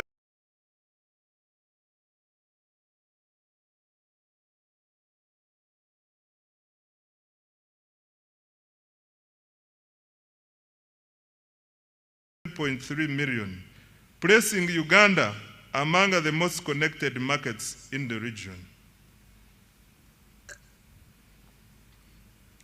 The increased penetration of mobile telephones has increased financial inclusion and improved access to e-commerce, telemedicine, marketing, and agricultural information for farmers. In the year ending March 2026, mobile money transactions rose by 29% to Uganda shillings 392.7 trillion. Active mobile money accounts stood at 36.7 million. As at 31st March 2026, the number of mobile money agents had reached 1.22 million. I now come to creative arts. Mr. Speaker, to protect intellectual property and artistic works, government enacted the Copyright Enabling Rights Amendment Act 2025. Government also established the Uganda Creatives Revolving Fund to provide affordable financing to circles in the creative economy. By December 2025, approximately Uganda shillings 18.99 billion had been disbursed to 50 circles of musicians, benefiting 3,047 individuals, of whom 62% are youth and 43% are women. Government is also finalizing the acquisition of a dedicated home for creative artists to serve as a common user facility for young talents to create wealth and jobs. The priorities for financial year 2026-2027 under STI, ICT, and creatives are the following. Mr. Speaker, Uganda shillings 1.140 trillion has been provided in the new budget for science, technology, innovation, ICT, and the creative industries. The priorities next financial year include: 1, commercialization of innovations, especially Chira, motor vehicles, coffee, dairy farmer, drugs, and vaccines, and banana products. Number 2, establishment of a high-tech city. 3, additional investment in science, research, and innovation. 4, expansion of digital infrastructure to increase coverage, reliability, and affordability of internet, government services, and e-commerce. 5, growth of business process outsourcing for job creation. 6, expanding the free-to-air TV signal, and 7, strengthening intellectual property protection. I now come to enablers.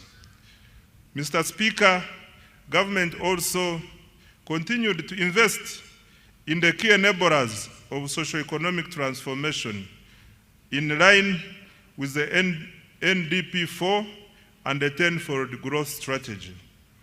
These include human capital development, infrastructure, security, and the rule of law, as well as domestic revenue mobilization to finance the transformation agenda. Under enabler number 1, which is peace, security, and rule of law, Mr. Speaker, peace, security, and rule of law are the foundations of development.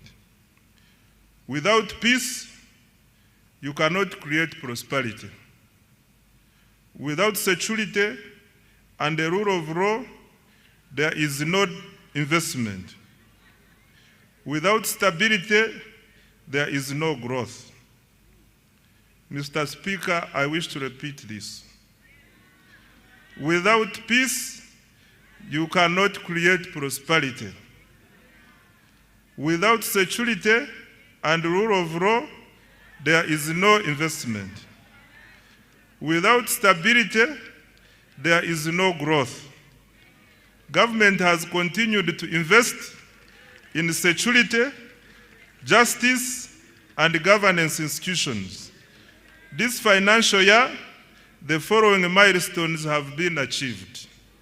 1, the government continued strengthening security infrastructure, intelligence services, and operational capacity while improving the welfare of our security personnel in the UPDF, police, prisons, and intelligence services.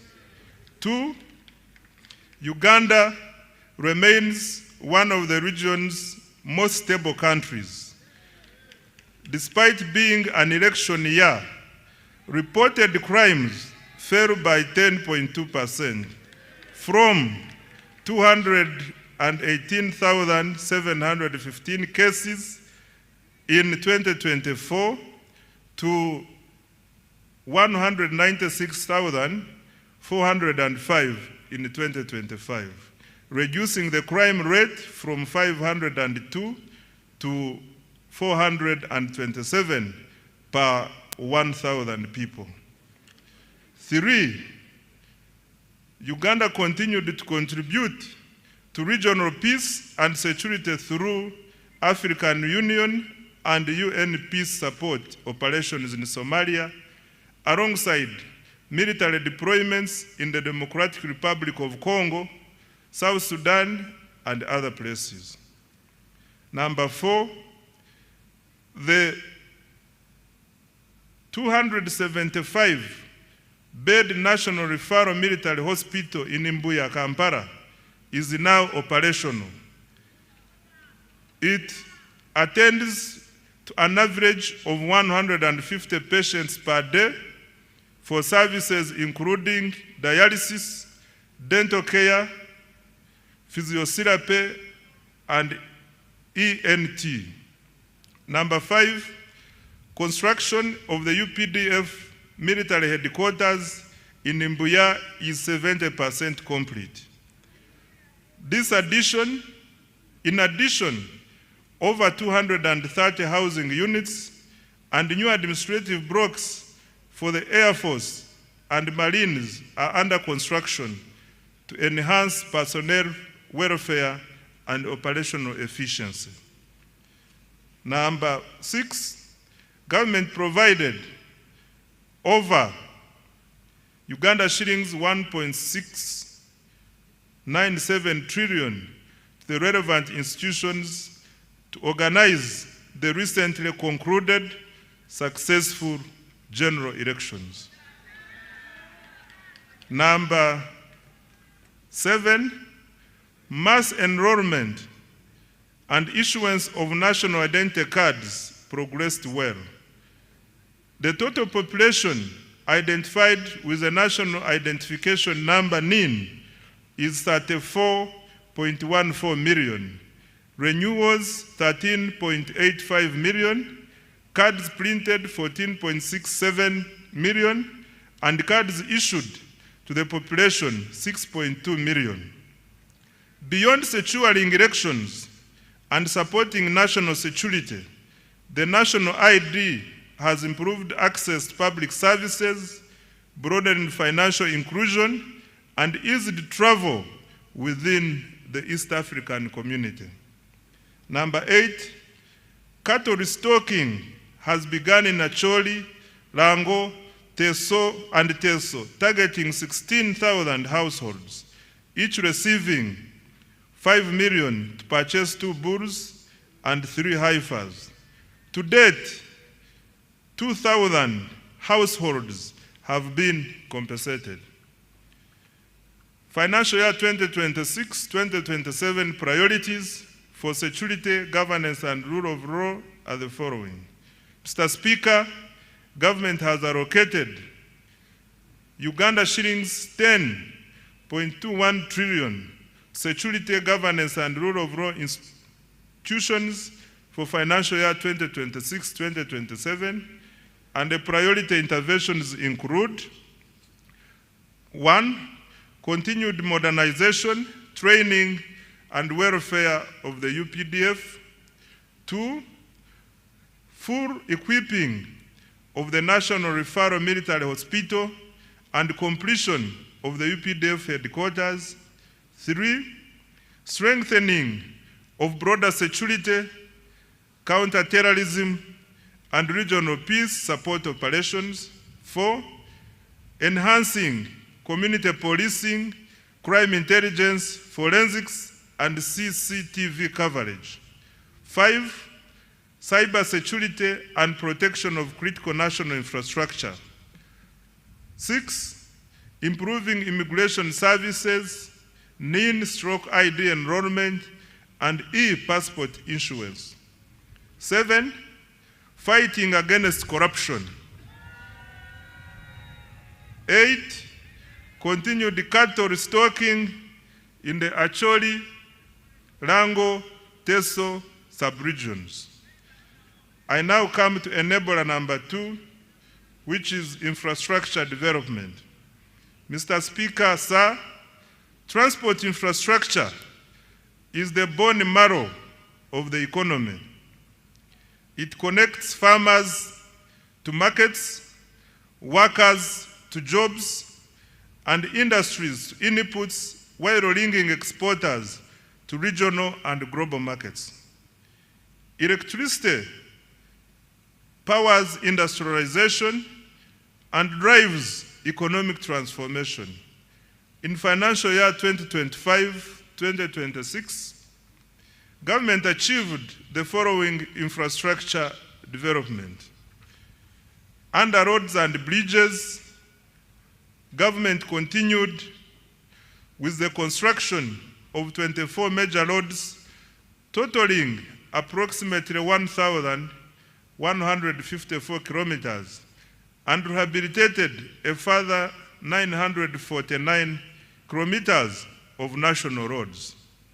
2, government continued developing 14 strategic bridges to enhance connectivity, improve access to socio-economic services, and support the movement of goods and people within and across regions.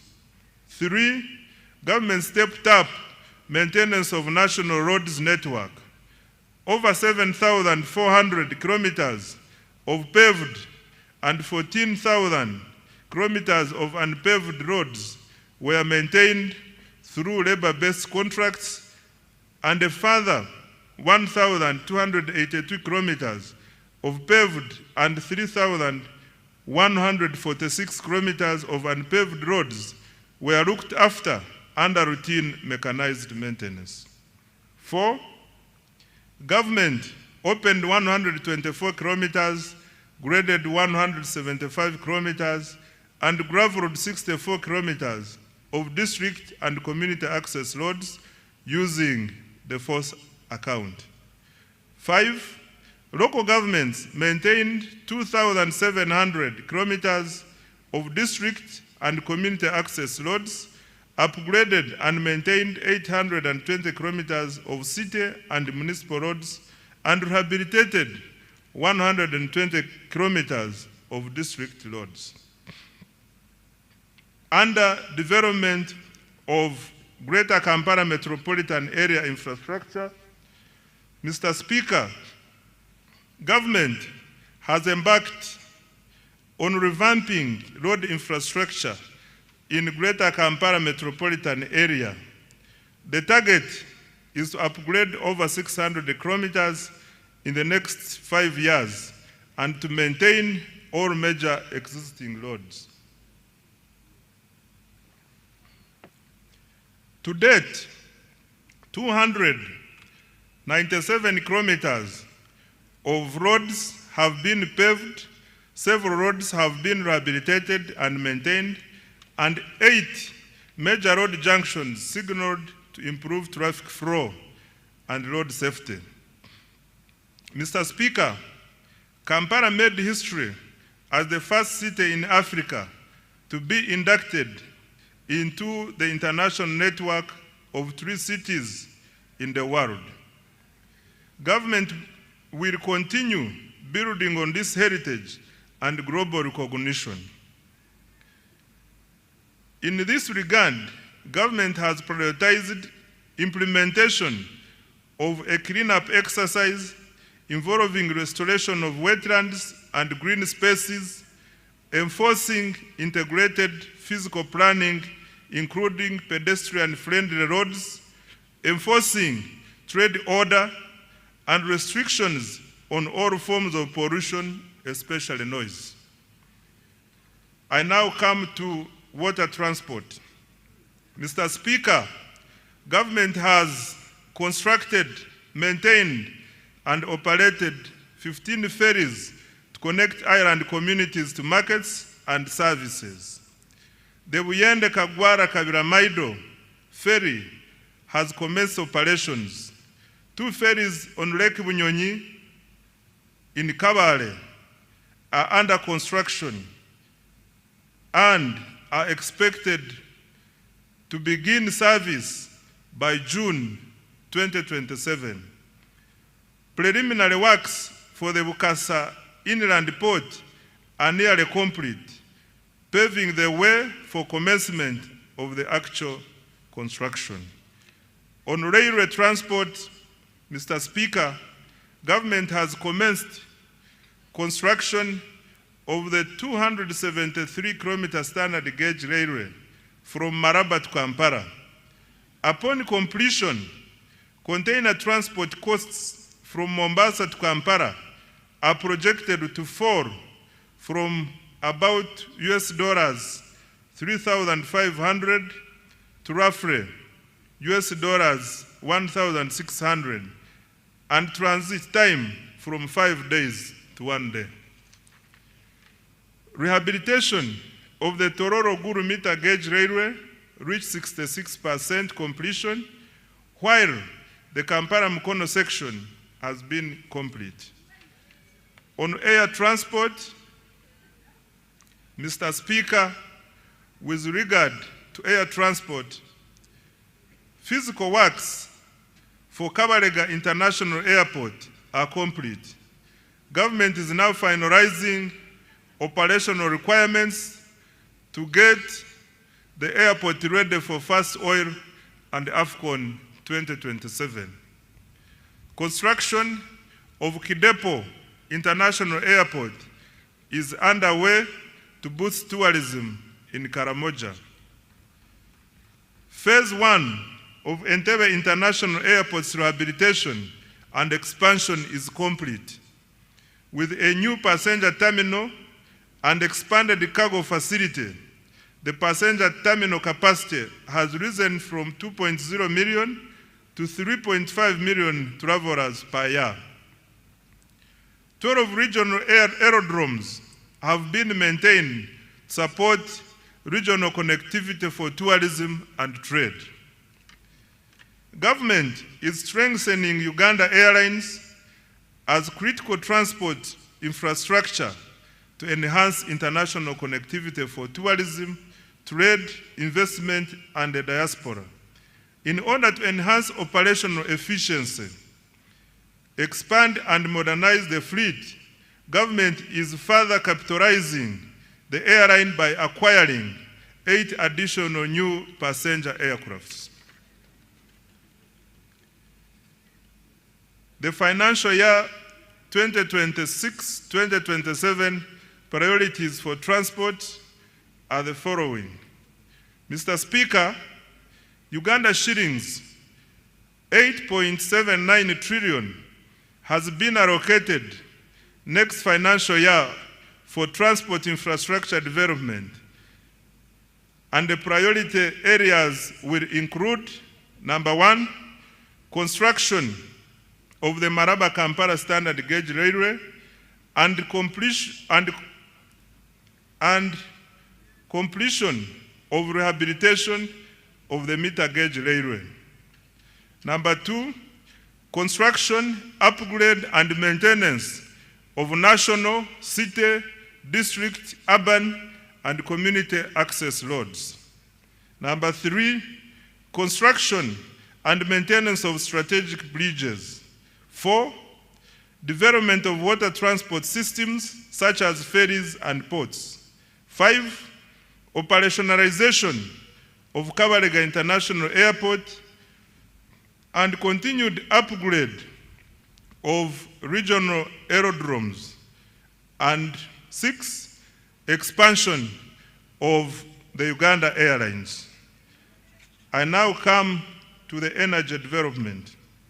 Mr. Speaker, sir, reliable and affordable energy is essential for industrialization and socio-economic transformation.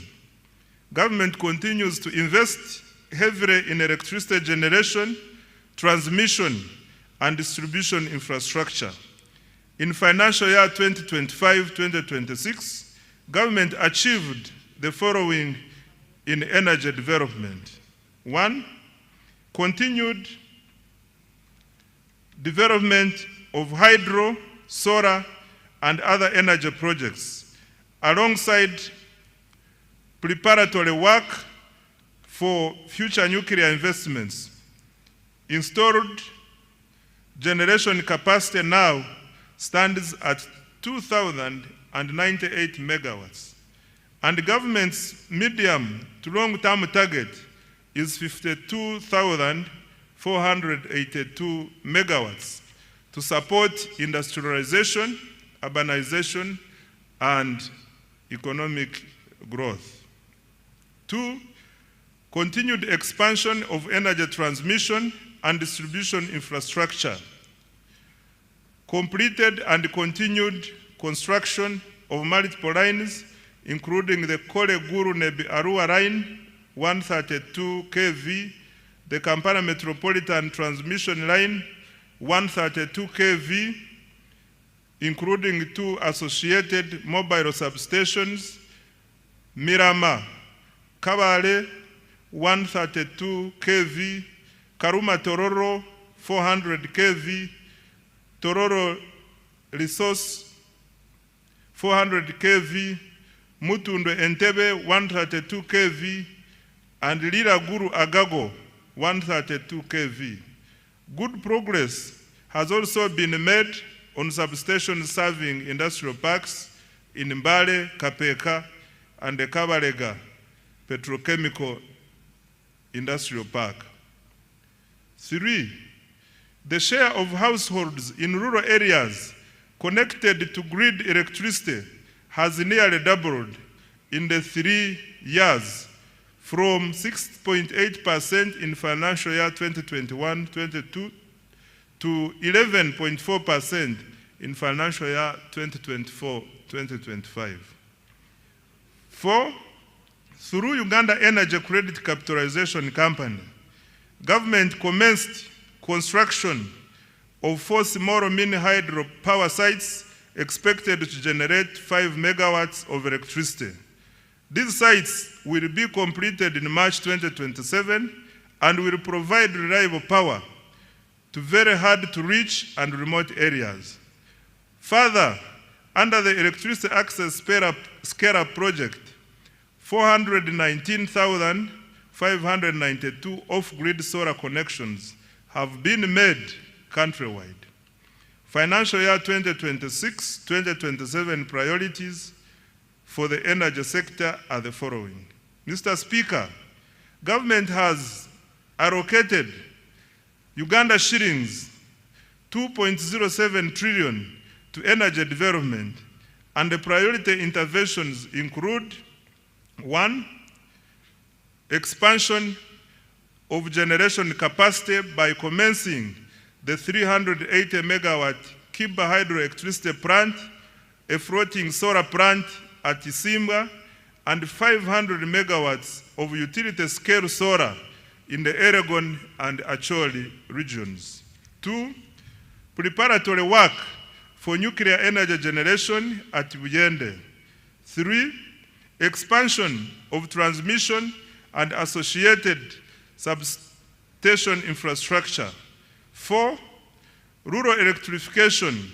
And 5, industrial power connections.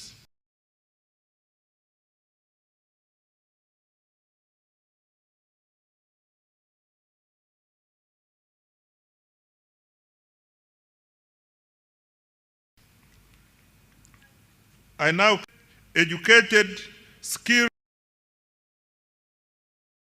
Government continues to allocate a large share of the discretionary budget to human capital development, i.e. health, education, water and sanitation, and social protection. During financial year 2025-2026, the following milestones were achieved. Under health, Mr. Speaker, government sustained its policy of progressively increasing investment in essential medicines and health supplies.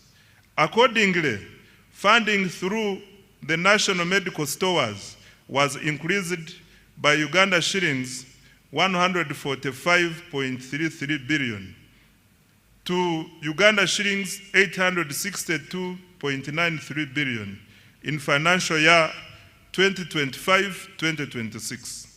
Government will continue to increase domestic financing for essential health commodities with the aim of substantially reducing reliance on donor support.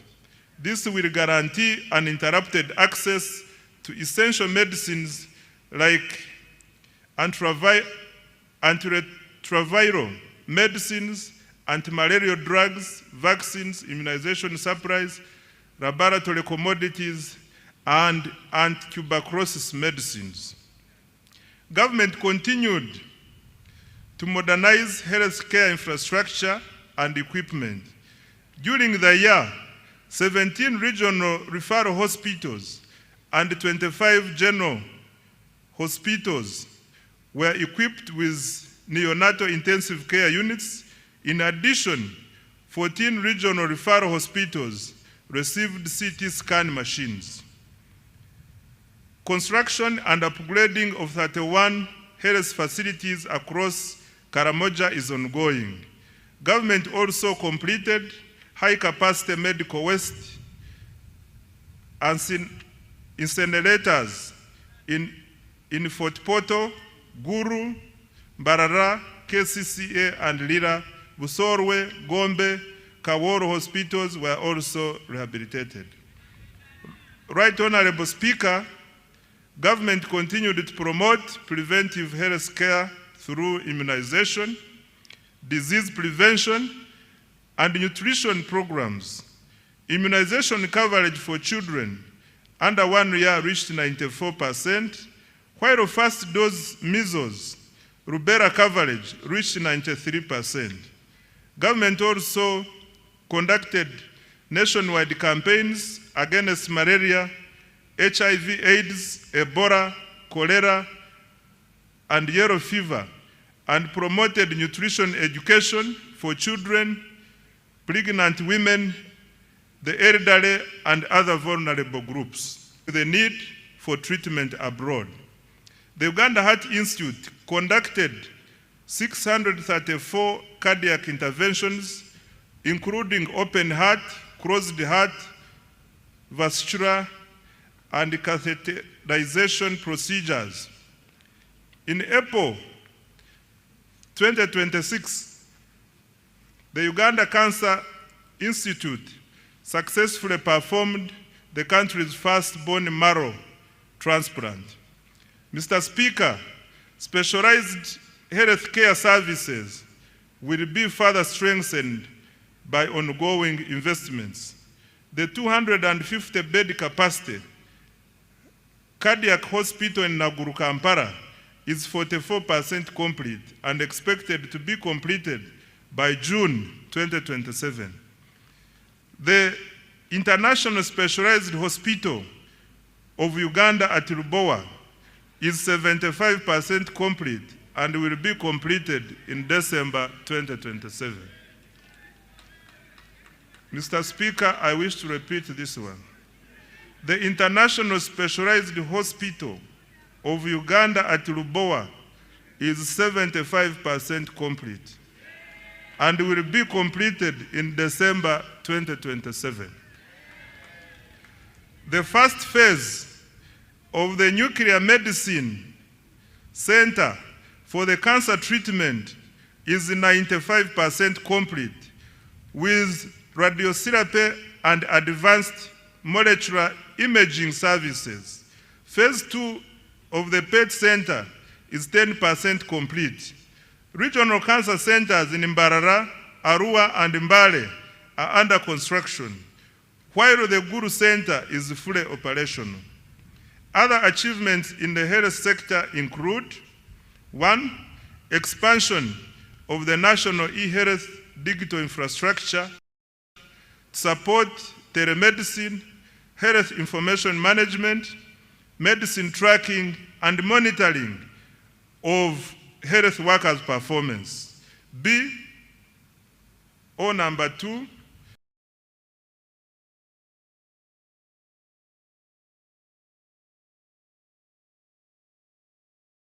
strengthening the national ambulance and emergency care system through the deployment of additional ambulances. Mr. Speaker, the priorities under the health sector for financial year 2026-2027 are the following. Government has allocated Uganda shillings 5.23 trillion for the health sector in financial year 2026-2027. The funding will focus on number 1, maternal and child health; 2, nutrition improvement; 3, expanded immunization; 4, prevention and treatment of non-communicable diseases; 5, provision of essential medicines; 6, strengthening specialized healthcare services; 7, improving emergency response systems; 8, exploring feasible pathways towards universal health coverage. I now come to water and sanitation. Mr. Speaker, access to clean and safe water remains fundamental to public health. Human dignity and economic productivity. Government has therefore continued investing heavily in water supply and sanitation infrastructure across the country. Access to improved water sources continues to expand, with 71% of households now having access. Coverage stands at 68% in rural areas and 74.5% in urban areas. Mr. Speaker, during financial year 2025-2026, safe water access was extended to 553 villages. Over 200 large solar-powered water and sanitation systems, several public sanitation facilities, and fecal sludge treatment plants were completed in several districts. In addition, a number of urban water systems were expanded. Government has allocated Uganda shillings 1.013 trillion in financial year 2026-2027 to further expand access to safe water and sanitation services across the country. The objective is to ensure universal access to safe water and sanitation services. I now come to education, skills, and sports. Mr. Speaker, education remains the most powerful instrument for social mobility and long-term economic transformation. During the financial year 2025-2026, the following milestones have been achieved in the education sector. 1, in order to expand access to education, government continued financing universal primary education, UPE, and universal secondary education, USE. Approximately 9.52 million learners benefited from UPE, while about 995,116 learners benefited from universal secondary education and universal post-O-level education and training. 2, government completed construction of 90 additional seed secondary schools, expanded 54 existing schools, and operationalized 259 seed schools. 3, in preparation for AFCON 2027, Hoima Stadium has been completed, upgrades to Nambole Stadium are progressing well, and other required tournament facilities remain on schedule. Further construction of Akibwa Stadium is on schedule. Number 4, government has intensified investment in STEM, technical and vocational education, industry-linked skills development, and digital literacy. In financial year 2026-2027, priorities for education, skills, and sports, Mr. Speaker, are the following. Next year, government has allocated Uganda shillings 6.66 trillion to further improve education of Ugandans. Priorities will include: number 1, access to quality UPE and USE. Number 2, strengthening STEM and vocational education. 3, improving teacher welfare and training with emphasis on pre-primary teachers. 4, curriculum reform. 5, strengthening public universities and research institutions. And 6, completing critical sports infrastructure for AFCON 2027. Mr. Speaker, beginning financial year 2026-2027, an additional Uganda shillings 568.65 billion has been allocated to enhance salaries for primary school teachers and arts teachers in secondary schools and BTVET institutions. I now come to social protection and inclusive development. Mr. Speaker, the NRM government has over the years ensured economic growth is inclusive. Government continues implementing targeted programs aimed at supporting vulnerable groups and expanding economic participation. The following are some of the achievements. 1, government has continued to support older persons through the Social Assistance Grant for Empowerment SAGE, which has cumulatively reached 489,673 beneficiaries, with a total of Uganda shillings 836.1 billion. In addition, the Special Enterprise Grant for Older Persons has supported 17,245 older persons with approximately Uganda shillings 13 billion.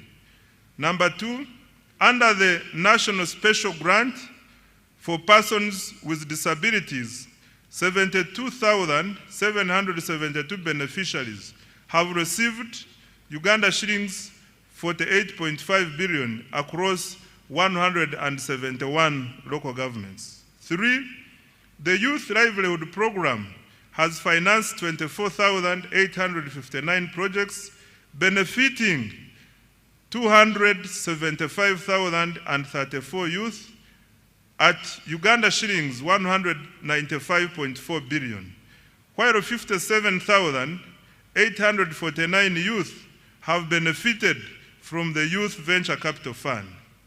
Four, the GROW project has extended Uganda shillings 111.1 billion in loans to 4,889 beneficiaries, while the Women Entrepreneurship Program WEP has cumulatively supported 244,805 women with Uganda shillings 153.5 billion. And five, government has continued to negotiate bilateral labor agreements to protect workers' rights, promote decent work, and expand overseas employment opportunities for skilled Ugandans. Financial year 2026-2027 priorities for social protection.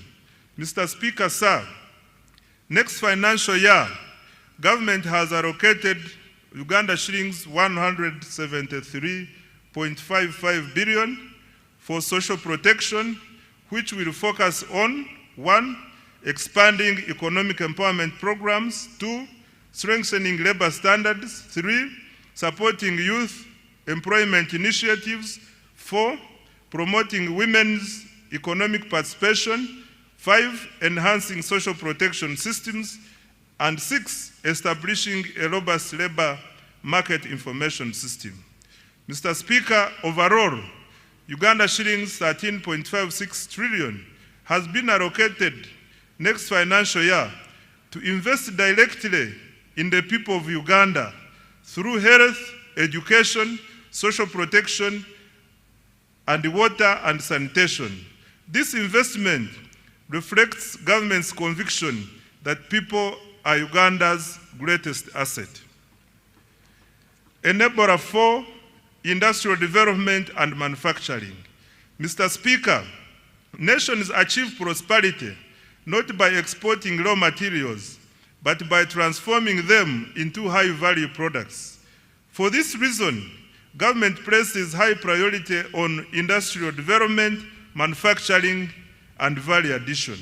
Mr. Speaker, besides government investment in manufacturing under the ATMs already highlighted, the following milestones have been achieved in this financial year. 1, government continued investing in the development of industrial parks. The aim is to lower investors' establishment and operating costs and drive industrial growth.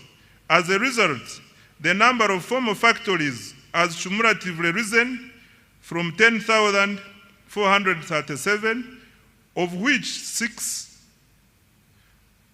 have cumulatively risen to 10,437, of which 690 are located within industrial parks.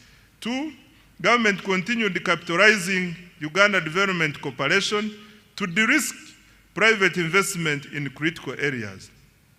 UDC's capital investment have surpassed Uganda shillings 1.5 trillion with co-investments across key value chains, including textiles, i.e. fine spinners, agro-processing, i.e. Beans Car Enterprises Limited, and Bukona Agro-Processing, and Pharmaceuticals, East African Medical Vitals Sanga, Vetchem Limited, and Alphasan Uganda Limited. 3, government through UDC also invested in the local construction sector. UDC invested in Abubakar Technical Services, the Ugandan firm delivering key national roads, including Busunju-Chiboga-Hoima, 145 kilometers, and Matugasemu-Tokapeka, 41 kilometers, among others.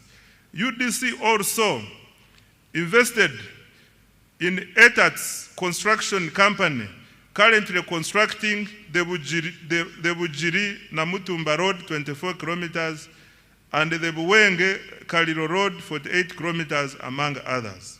4, government completed the special economic zone at Entebbe International Airport to promote high-value exports. Several firms, particularly in the fresh produce exports and light manufacturing, are setting up operations.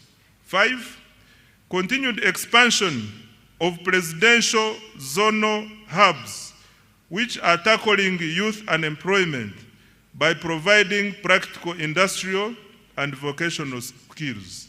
To date, 82,790 youth have been trained, and the number of hubs has grown to 28 nationwide.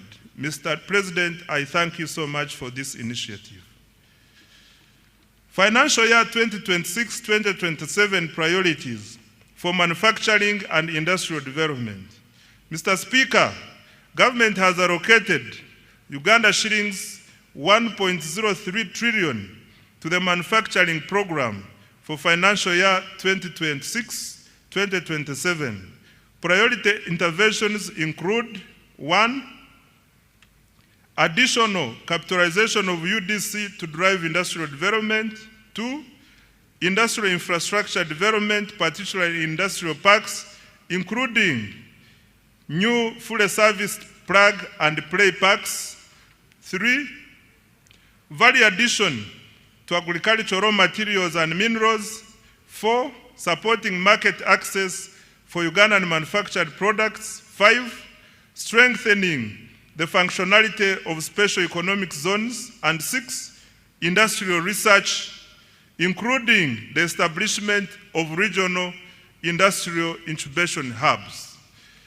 Under market access for wealth creators, Mr. Speaker, wealth creators need access to both domestic and export markets. Expanding the domestic market requires higher household incomes and increased purchasing power to stimulate demand for locally produced goods and services. Export growth, on the other hand, requires deeper regional integration to access larger markets within the East African Community, COMESA, and the African Continental Free Trade Area. These opportunities are complemented by preferential and duty-free market access arrangements negotiated with key partners, including the European Union, the United Kingdom, Russia, Serbia, and the countries in the Middle East. To expand both domestic and export markets, government will continue investing in standards, quality assurance, certification, and market intelligence to enhance the competitiveness of Ugandan products and services. To this end, government has so far implemented the following. Number 1, strengthen certification services to enhance efficiency. Additional personnel have been recruited and trained to increase capacity of the Uganda National Bureau of Standards to undertake certification, surveillance, and enforcement of standards. Following automation, the turnaround time for import inspection reduced from 3 weeks to 4 hours. Production testing reduced from 30 days to 14 days. And product certification reduced from 180 days to 45 days. 2, decentralization and modernized certification services to enhance access. Construction and equipping of engineering testing laboratories is ongoing and expected to be completed by September 2026. Government also commenced construction of regional laboratories in Mbale, Guru, and Mbarara. 3, developed 450 standards for products and services and issued permits to 4,500 products. 4, trained 750 micro, small, and medium enterprises in value addition and processing and certified 750 products. 5, completed construction and equipping of an international accredited national meteorology laboratory at Uganda National Bureau of Standards. The laboratory is being used to calibrate equipment used in the National Food Safety Laboratory and other agro-food processing laboratories and industries. 6, commenced operations of the petroleum laboratory in January 2026. Over 40 product samples of petroleum products have since been tested. Mr. Speaker, priority interventions for financial year 2026-27 include: 1, development of quality assurance infrastructure, the euro 163.56 million enhancement agricultural production, quality and standards for market access project. 2, strengthening the capacity for development of standards and certification of products and services. 3, completing construction and equipping of the engineering laboratory and continuing construction of regional laboratories. And 4, accrediting private laboratories to increase access. I now come to environmental protection and disaster management. Mr. Speaker, sustainable management and use of natural resources, land, water, and environment, as well as effective response to climate change, are essential for boosting productivity and value addition. To cushion Ugandans and our economy from climate shocks, government invested Uganda shillings 9.6 billion this financial year in early warning systems, hazard mitigation, and emergency relief items for affected households. Government also invested heavily in water for production facilities to protect our farmers during drought. Mr. Speaker, sir, in order to protect and restore wetlands, government undertook the demarcation of 104 kilometers of wetland boundaries and restored 15,000 hectares of degraded wetlands. A total of 8,319 hectares of graded Central Forest reserves were demarcated alongside 404 kilometers of forest boundaries to enhance the protection and management of forest resources. Mr. Speaker, the safeguard of our environment and adapt to climate change, government has, Mr. Speaker, to safeguard our environment and adapt to climate change, government has allocated Uganda shillings 494.08 billion next financial year. These funds will protect 1.26 million hectares of forest reserves and wetlands, restore 10,000 hectares of degraded wetlands, and demarcate critical river banks and lake shores, particularly along the Nile. We will also upgrade meteorological services and early warning systems to deliver accurate forecasts for agriculture, aviation, and climate monitoring. In addition, Uganda shillings 361.88 billion has been allocated to the contingency fund to strengthen our national disaster response next financial year. I now come to administration of justice. Mr. Speaker, under the administration of justice program, the following achievements were recorded. 1, expanded access to justice with the proportion of districts having complete justice service points rising from 79% in financial year 2020-2021 to 89%. This was achieved by operationalizing new high court circuits now at 29 and establishing 10 additional magistrates' courts, now totaling 268, including in the island communities. 2, decentralization of the Court of Appeal is underway in Mbarara and Guru to improve regional access to appellate justice. 3, judicial capacity has been strengthened with the appointment of additional justices of the Court of Appeal, now 20, and High Court, now 88, along with more magistrates to reduce case backlog and serve high-demand areas. 4, resolution of commercial disputes has improved. Between 2023 and 2025, the judiciary disposed of 38,102 commercial and land cases worth Uganda shillings 14.47 trillion, unlocking capital and boosting economic activity and investment. Promotion of alternative dispute resolution has been scaled up, resolving over 8,000 cases in financial year 2025-2026. Alongside nearly 25,000 small claims matters worth Uganda shillings 19.5 billion. 6, mobile courts have been deployed to hard-to-reach and refugee hosting areas, bringing hearings into communities to accelerate case resolution and improved access to justice.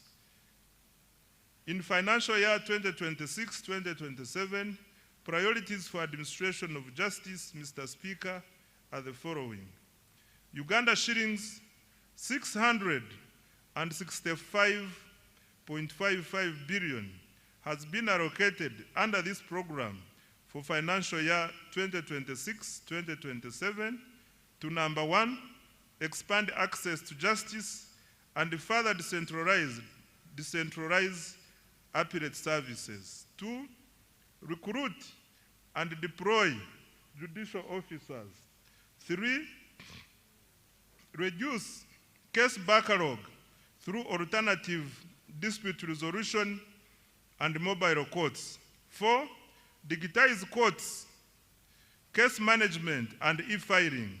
5, strengthen prosecution, forensic services and anti-corruption efforts.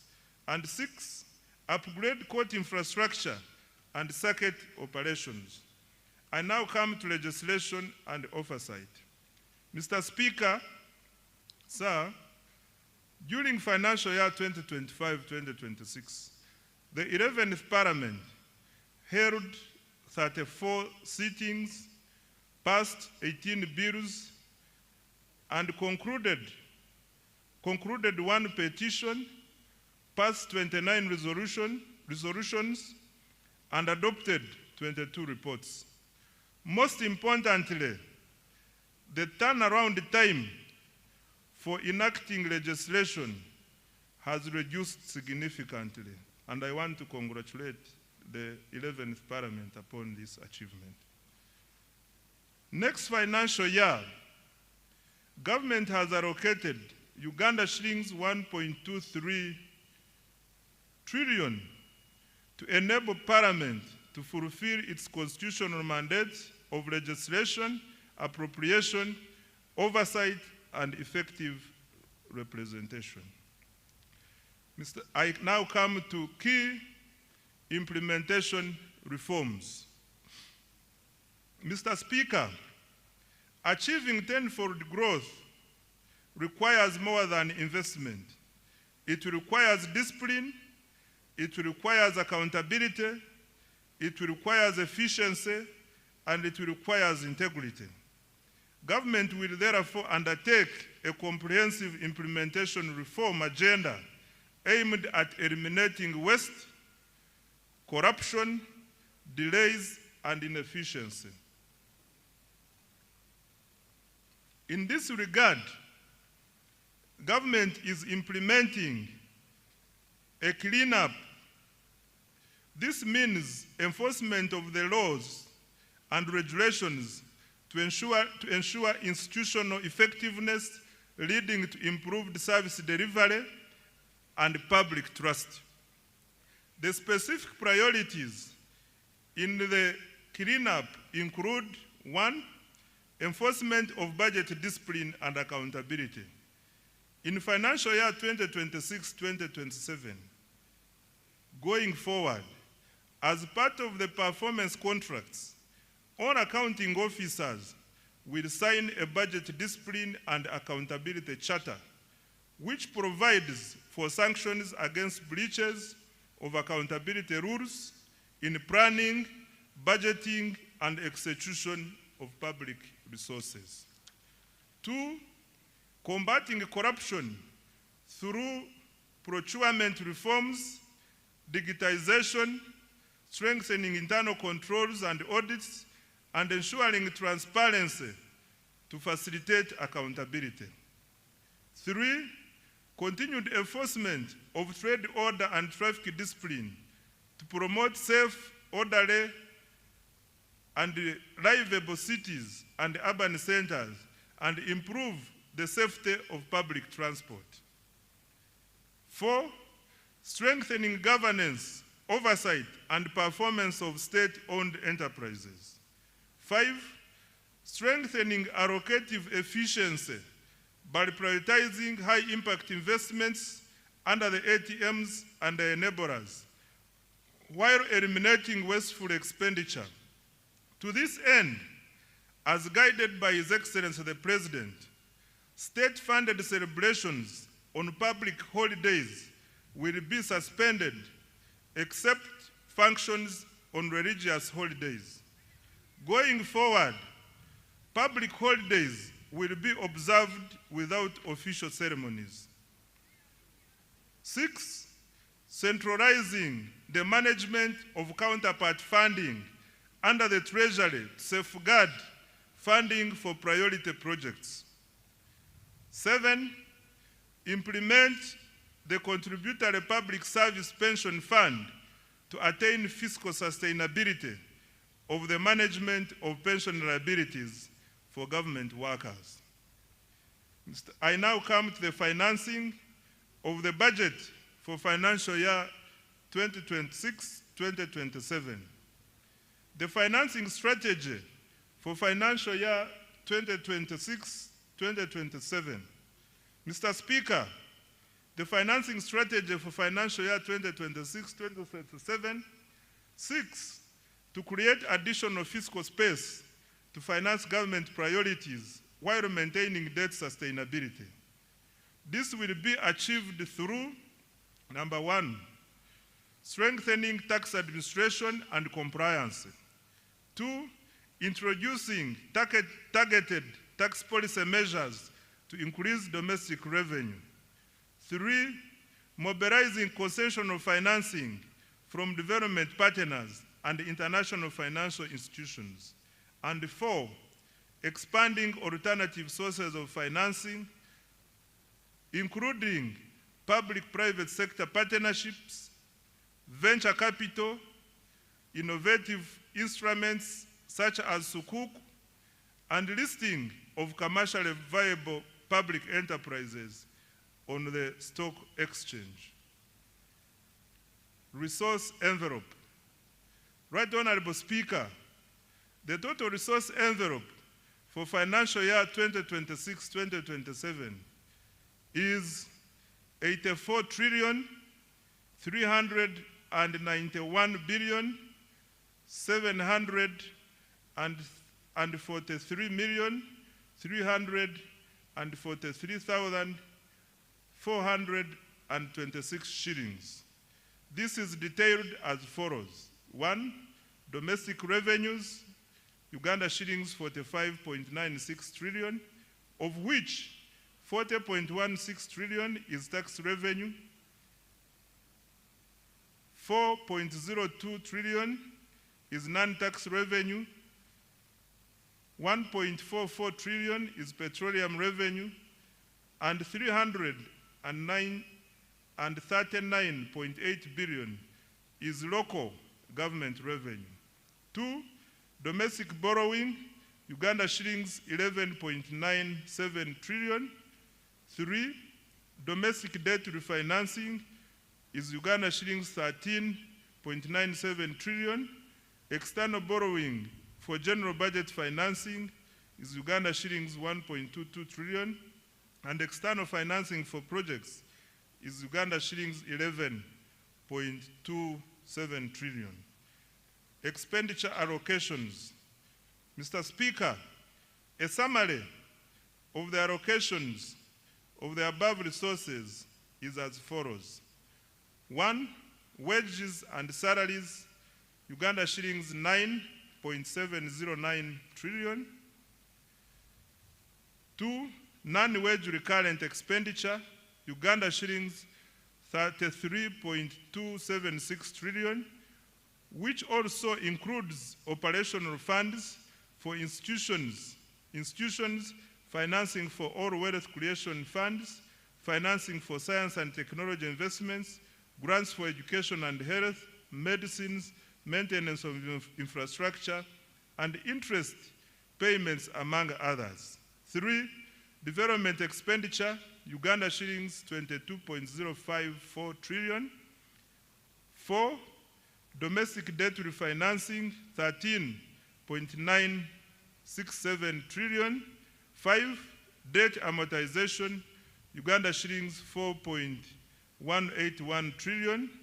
6, domestic debt repayment to Bank of Uganda, Uganda shillings 547 billion. 7, domestic arrears, Uganda shillings 317 billion. And 8, local government expenditure from own revenue, Uganda shillings 339.8 billion. Mr. Speaker, details of the resource envelope and expenditure allocations by vote for financial year 2026-2027 are provided in annexes 1 and 2, respectively, of this speech. The budget for financial year 2026-2027, totaling to 84.39 trillion, has therefore increased by Uganda shillings 2.78 trillion from the revised budget of Uganda shillings 81.61 trillion for financial year 2025-2026. I now come to the tax measures for financial year 2026-2027. Mr. Speaker, sir, let me now highlight the key tax policy measures as approved by Parliament to support domestic revenue mobilization, investment, job creation, and economic growth.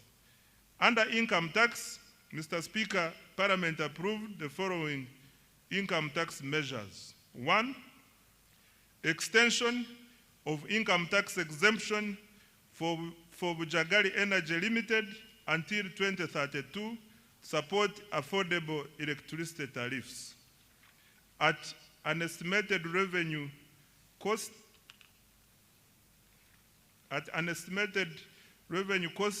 of Uganda shillings 115 billion per annum. 2, increase in the pay-as-you-earn threshold from Uganda shillings 235,000 to Uganda shillings 335,000 per month to raise take-home pay for low-income workers at an estimated revenue cost of Uganda shillings 96 billion. 3, introduction of a 5% withholding tax on payment of interest to foreign lending institutions to ensure equitable taxation of interest income. 4, provision for individuals to file and pay rental income tax monthly to improve voluntary compliance and reduce tax arrears.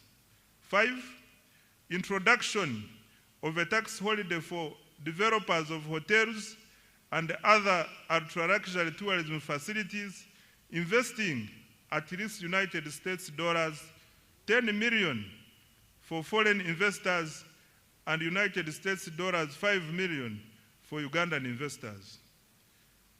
6, equalization of tax treatment of Tier 4 financial institutions by allowing deductions for provisioning for bad debts, thereby reducing the cost of capital.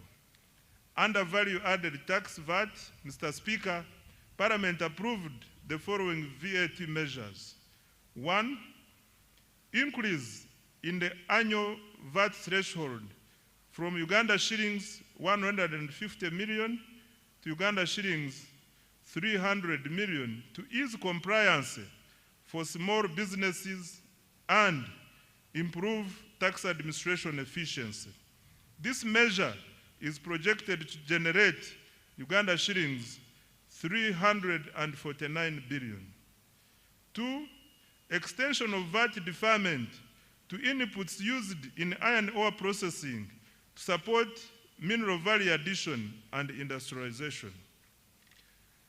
Under excise duty, Mr. Speaker, Parliament approved the following excise duty measures. 1, increase in excise duty on diesel and petrol by Uganda shillings 200 per litre to generate Uganda shillings 450 billion in revenue. 2, increase in excise duties on selected products as follows. 1, alcoholic drinks like Uganda Waragi, Black Label, Cognat, and Amarula from Uganda shillings 1,700 to Uganda shillings 3,500 per litre to generate Uganda shillings 85 billion. 2, motorcycles at first registration from Uganda shillings 200,000 to Uganda shillings 500,000 to generate 26 billion. 3, single-use plastics from 2.5% or US dollars 70 per ton to 25% or US dollars 1,500 per ton protects the environment and raise 10 billion. 4, cooking oil from Uganda shillings 200 to Uganda shillings 400 per litre to generate 25 billion. 5, cement from Uganda shillings 500 to Uganda shillings 750 per 50 kilograms per bag to generate 15 billion. And 6, sugar from Uganda shillings 100 to Uganda shillings 200 per kilogram to generate 25 billion. Introduction of excise duty on selected products as follows. 1, locally manufactured paints and varnishes at 3% or shillings 50 per litre or kilogram, whichever is higher, and imported paints and varnishes at 10% or Uganda shillings 2,000 per litre, whichever is higher, to generate 24 billion.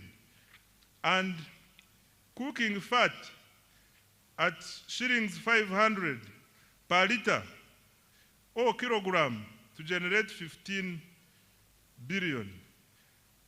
On stamp duty, Mr. Speaker, a modest stamp duty has been introduced on the first registration and transfer of motor vehicles and motorcycles as follows. 1, motorcycles, tricycles, and quadricycles, Uganda shillings 30,000. And 2, any other motor vehicle, Uganda shillings 200,000. This will generate Uganda shillings 30 billion. Under the Tax Procedures Code Act, Mr. Speaker, Parliament approved the following tax relief measures.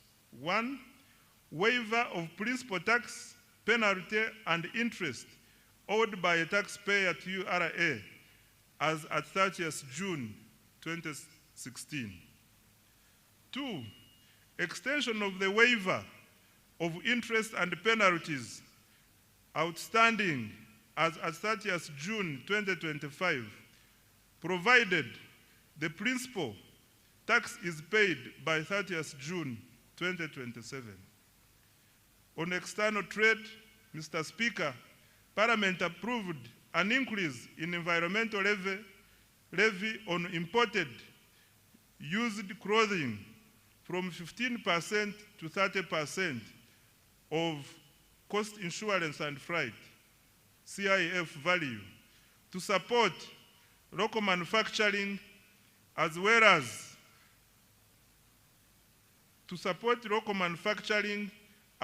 local manufacturing and generate Uganda shillings 40 billion. Under lotteries and gaming, Mr. Speaker,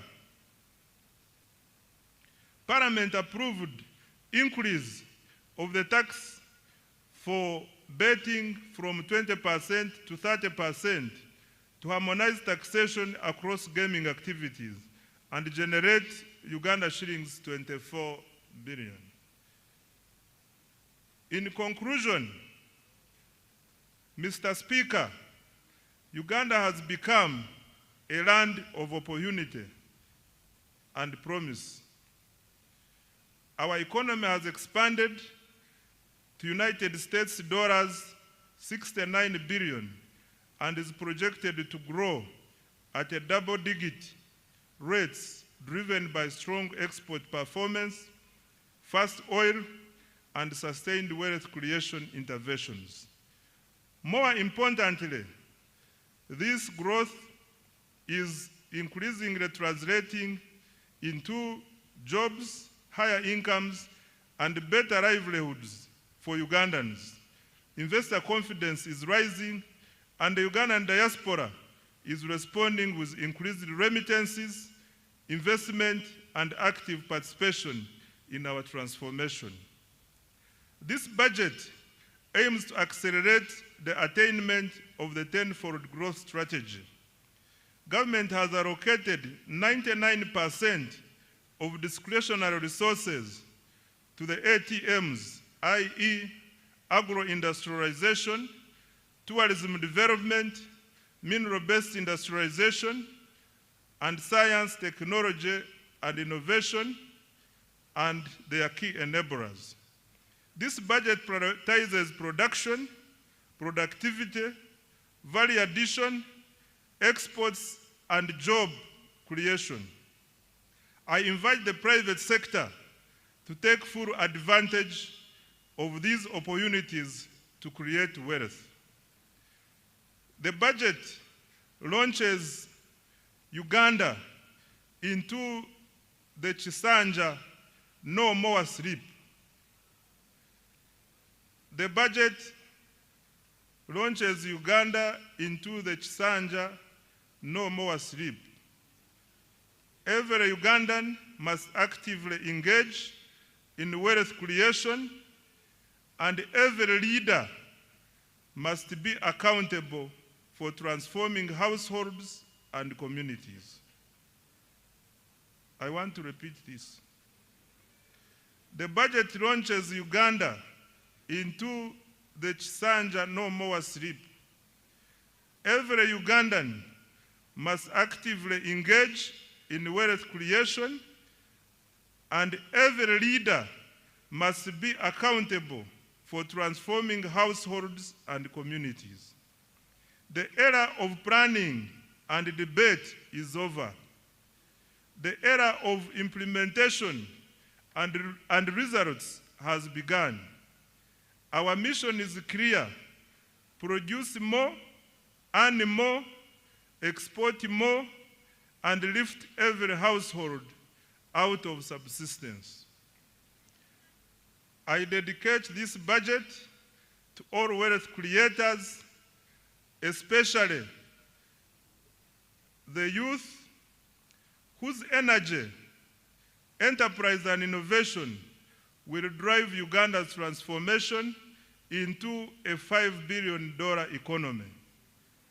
Right Honorable Speaker, I beg to move.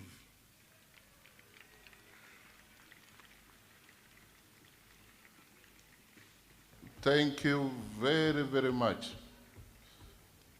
I was wondering what you were drinking. I realized it was Uzima water that gave you extra strength. Thank you very much. Make the Honorable Minister of Finance feel welcome and appreciated for the good work. Thank you, Honorable Minister, and by extension, His Excellency the President, for your clear delivery of the budget speech for the 2026-2027. As I'm made aware already that every member of Parliament has a text as the budget speech already. I urge you to take note of the government's budgetary priorities and related matters for the coming financial year. This will greatly inform our legislative oversight. Honorable Minister, thank you once again. I didn't know you could stand for that long.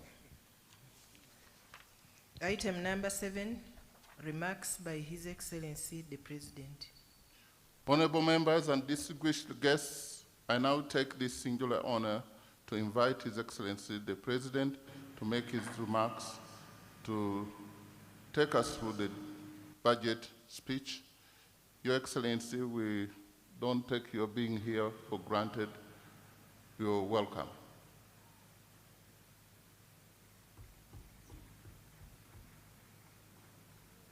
If you really want to stamp your feet, please do it. You have the permission of the chair, of the speaker. Thank you. Her Excellency the Vice President, thank you so much. Her Excellency the Vice President, the Right Honorable Speaker of Parliament,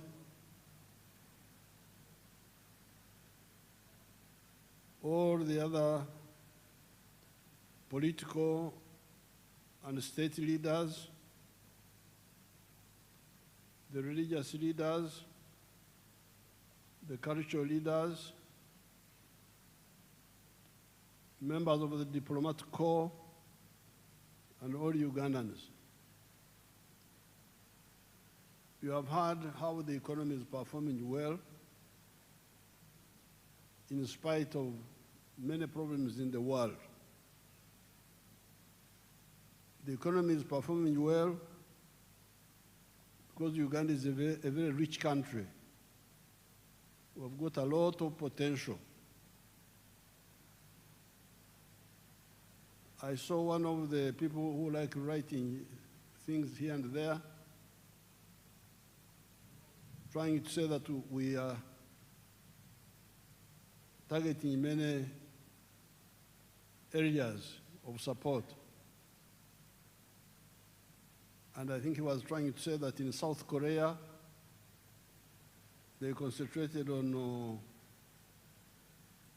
electronics and vehicles. But this is because South Korea didn't have much. They concentrated on on the little they had. With us, we have got what South Korea has and much more than that. So that's why I really don't listen so much to people who are running around panicking and so on. What is crucial is clarity here within Uganda about our potential. And the next most important thing is the African market, because when you produce, you must sell. And Africa is our sure market, and then we can add other markets. So this growth of 6.4% is really still modest.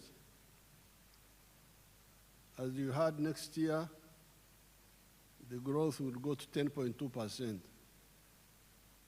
because of the petroleum.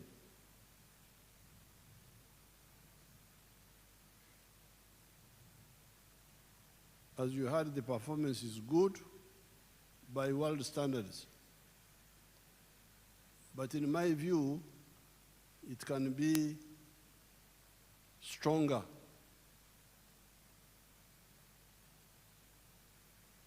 I have been, I'm from the communities of this place, indigenous communities here, and I've been following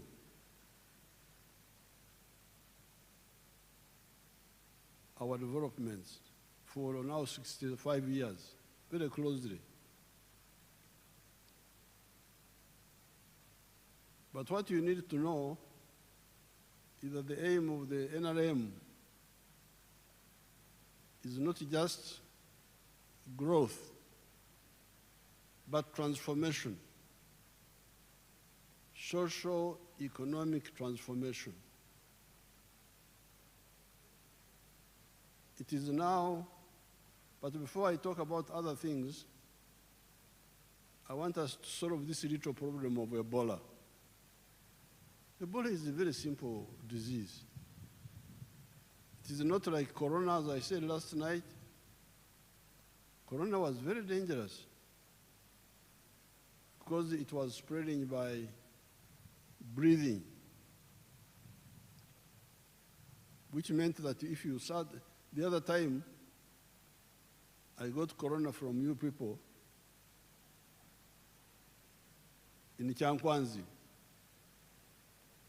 when I took a group photograph with you people without my mask. I got Corona. And I was here for 21 days sitting in the house. So Corona was really dangerous. It was spreading by breathing. But this Ebola spreads only by contact. And contact, close contact with the sweat, with the vomit if they vomit, with the blood, sexual, kissing, saliva. When the person is already sick, not showing symptoms of sickness. So therefore, really, it can be stopped. We just need to get rid of the carelessness. As I told you last night, we have had 19 cases so far. 14 from our brothers in Congo, 14 of them who came. 2 died. But those who came early, 4 of them have already recovered, the Congolese. 4 have already recovered and been discharged. The others are also recovering. They are not, our people think no more of them will die. And the 2 people who died were the Congolese from the 14. Now, the 5 Ugandans who were infected were the 4 health workers in one of the Kampala hospitals who handled the sick people without taking precautions. That's how 4 of them were infected. Carelessness. Now the 5th one, the Ugandan, was the taxi driver who drove the sick man from Hoima to here. I don't know whether he was greeting him or what, because just driving, if he sits in his chair and you sit in yours, why should he infect you? But fortunately, that driver has now recovered. So of the 4 who recovered, 4 of the 5 who recovered, 4 are Congolese, 1 is a Ugandan. And the 2 who died were all our Congolese brothers. So, and in the last 5 days, there's been no new case. This is very simple. I'm really, I don't like people who don't take life seriously.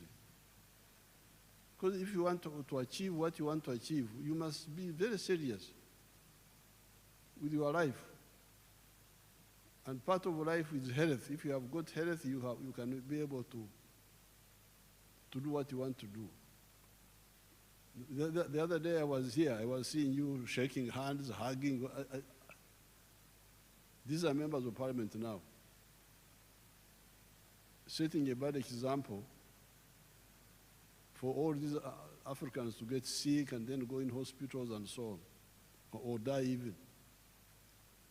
So please, I want to use this occasion to appeal to all the Ugandans to really finish this little problem of Ebola. Ebola is not a serious problem. Yes, there's no vaccine against Ebola yet. There's no direct medicine, but it is very easy to avoid, number 1. And number 2, even when you get infected, if you report early by controlling the temperature, by controlling the rehydrating you when you vomit and sweat, you can recover, like these people have recovered. So let's I appeal to all Ugandans to solve this little problem. Our brothers and sisters in Congo were coming through the borders. We stopped the buses and passenger vehicles. We only allow cargo, lorries and petrol tankers and so on. But people were coming through the border, the Panya.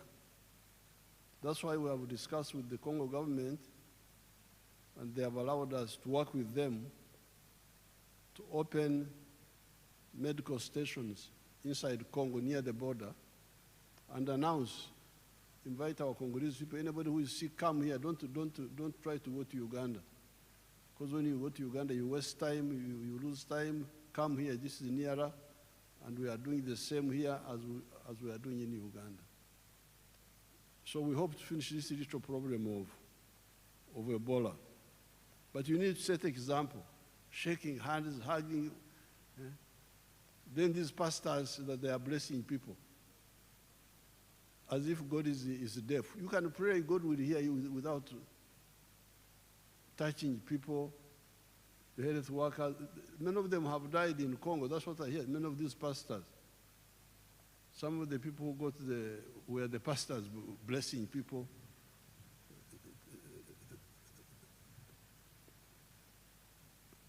Now, coming to the budget,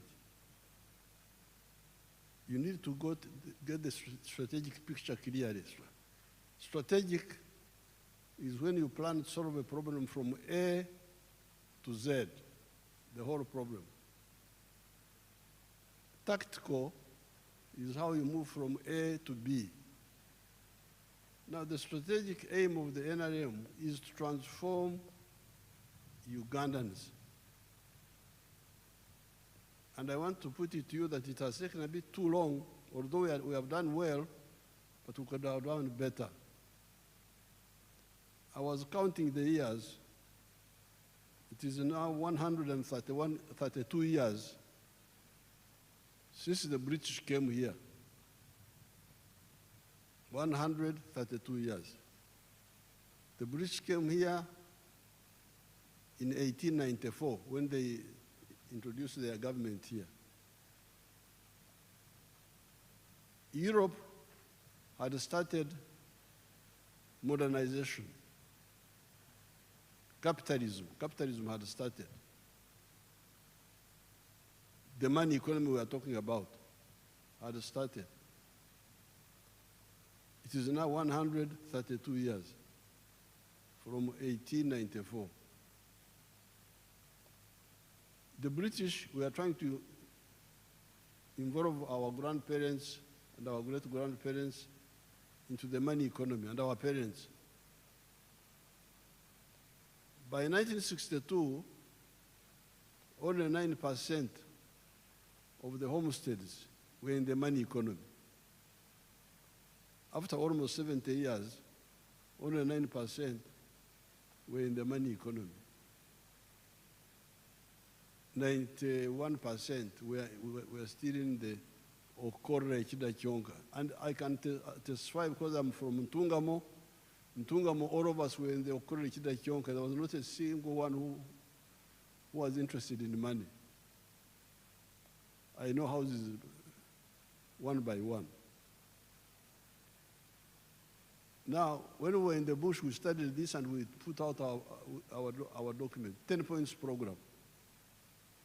And point number 5 was on this very point. Please build an economy which is independent, integrated, self-sustaining, meaning, implying, join the money economy.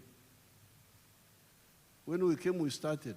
But when I checked, in 2013, you can imagine, only 32% of the homesteads had joined the money economy.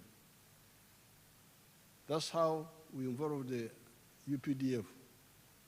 General Saleh, please come and beg these people to join the money economy. Take seedlings to them, free seedlings. Go and beg them. Kulala, they are asleep. Then Saleh did his best. Now recently we have added PDM. But with all this, it's now 67% of the homesteads who are in the money economy with some chibaro. 33% are still refusing to join the money economy. So this is the challenge. That's why we are saying, please, I'm really saying now, no more. We can't go on like this. And this is the work of the leaders. The leaders, the Banyankore say, Amushogomfu, no mwekoreire. The eyes of the dead body are the eyes of the one who's carrying the dead body. If the one who's carrying the dead body falls in the pit, the body also will fall in the pit. I saw this. I'm here. I'm not a story. I am alive. We started with those Banyankore who are very difficult, like the Karamojong, wild really, and we changed them by engaging them. So therefore, what we said the other time here, now that especially there's this money which is already there in the villages, all the leaders, certainly all the ministers, must take the lead in checking parish by parish what is happening to make sure that all these people stop kukongora, stop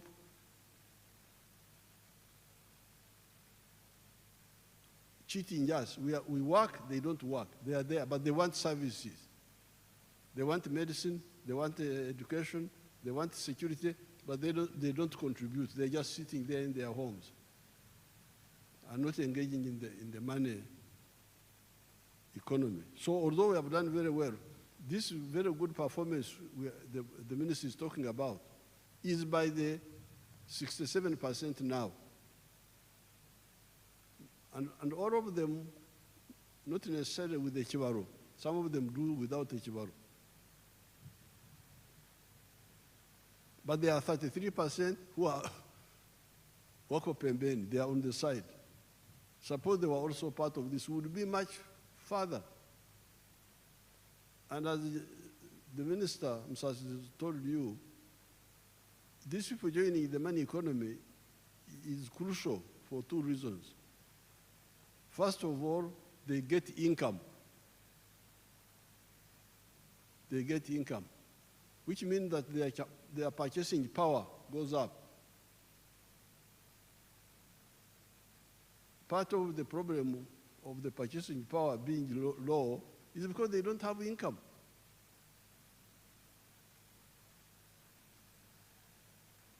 I am a wealth creator.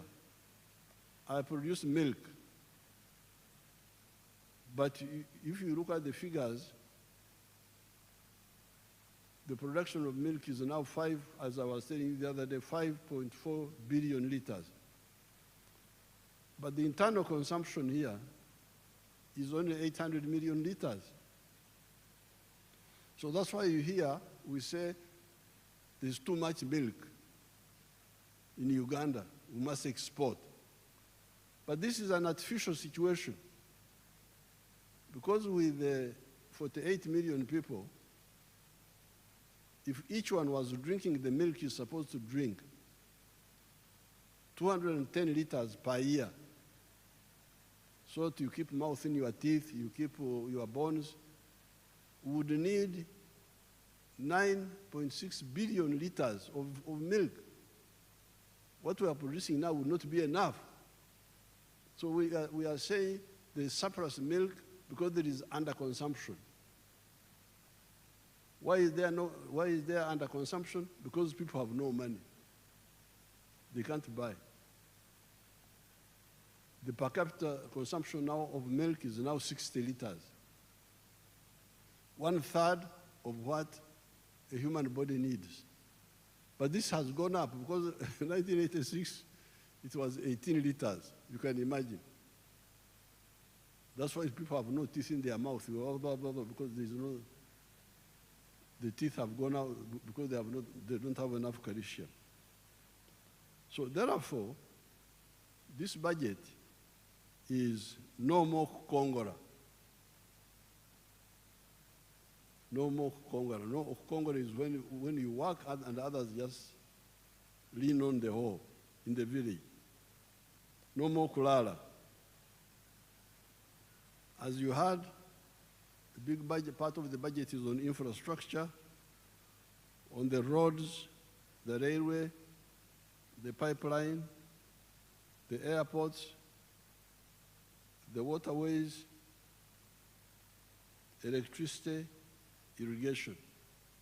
These are all, as the minister was saying, enablers to enable production to be done cost effectively, low cost of doing business in Uganda. Now, then the other challenge is on the service delivery. Again, that's where you, the leaders, must come in. Because medical care, Health Center 3, is in every sub-county. These sub-counties are in Uganda. They are not in Congo, they are not in Kenya, they are here. Why should there be no medicine in the health center? Maybe that medicine has been stolen, but the member of parliament doesn't know and doesn't follow up. And people are crying. Then you have the government officials, the Gomborora chief. That's why the local government must be very, very strict.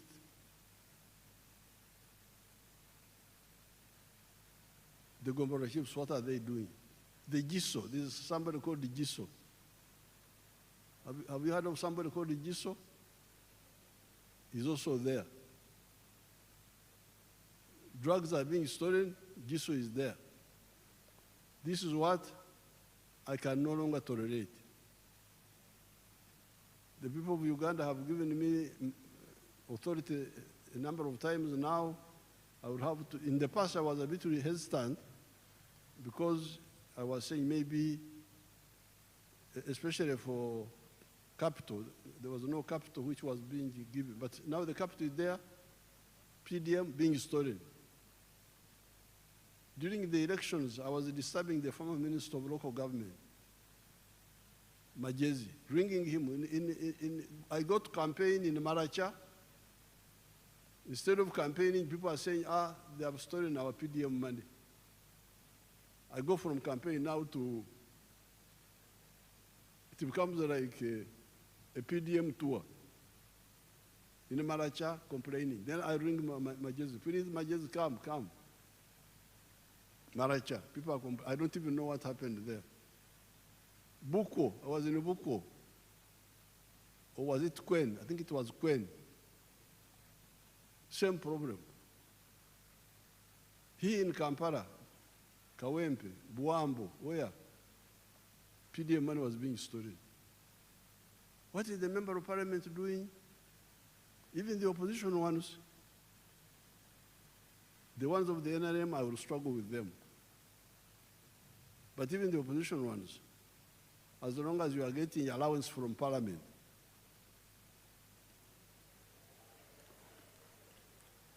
and you don't go to check what is happening, I will ask the Attorney General to see how I can deal with you also. Because if you don't want to monitor, don't take the allowances. Say so, go to the clerk, but then why should you get a salary in the first place? So, it seems I've got a legal basis where to demand performance from both the NRM and also the opposition. As long as you are getting money of the government, you must check. Because some of the opposition say they do it maliciously. Let the programs not work so that the NRM is blamed. That's not good enough for you. Because these programs are not for NRM, they are for your own people. So therefore, this service delivery, the drugs in the health centers, the justice, corruption, security, law and order, the infrastructure of leadership is there. Member of parliament for every constituency, LC3 for every sub-county, those are paid. The ones who are not paid, I don't blame them so much. The LC2 is not paid, so I don't have to blame him. But the LC3, the member of parliament, the councillor, these are all paid people. They must monitor. And then the government people must monitor. And local government must monitor them, the chief administrative officer. That's why I put in local government some people that people have been saying they are cantankerous, quarrelsome, like Barugahara and Namere. Namere is famous for quarreling, so you go and quarrel with them.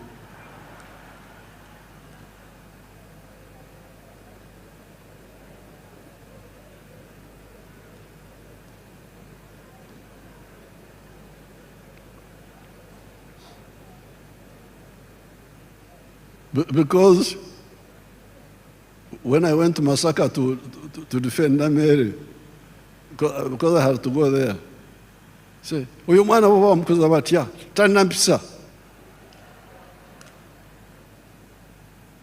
I said that, but if the lack of mpisa is to, because in Uganda, if you say a thief, and you say you are a thief, tana mpisa. They say you should have kept quiet, the Mpisa. This is how you are going to destroy the country. So please, both for economy, but also for service delivery, the leaders must do their work. Fortunately, we are going to get, apart from this money which Musasizi is getting from all those taxes, we are going to get also the oil money. The government will be getting an extra $1.5 billion per year as its share of the government money. Now I'll discuss with you how to save this money first of all, to create a sovereign fund so that it can earn money, Because that's how some countries like Norway have used their money very well. Instead of using it to buy perfumes and so on,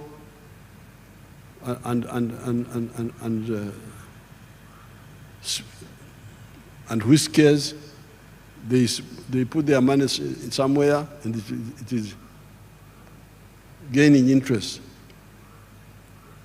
But we need to use some of it to do the crucial infrastructure, like the railway. We need to have the railway with Kenya and with Tanzania and with Congo and South Sudan and Rwanda, the ones near us, so that all heavy cargo moves from the road to the railway. Then the petroleum products move from the road to the pipeline. That will leave only the light cargo and passengers on the road. And the economics there, you had Musasizi telling you that it will bring down the cost of transport, of cargo, from 3,000 something to something much less. I'm saying all this so that we harmonize and don't have to waste time arguing, because sometimes we waste time. So we have done well, but we can do much better. Uganda is a very rich country.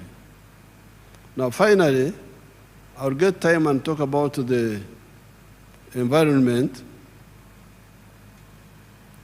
and the trade order, where we had to remove some of our people from the roadsides and all that chaos which was here. I want to really you people to support this. Don't go on with the cheap politics of misleading our people.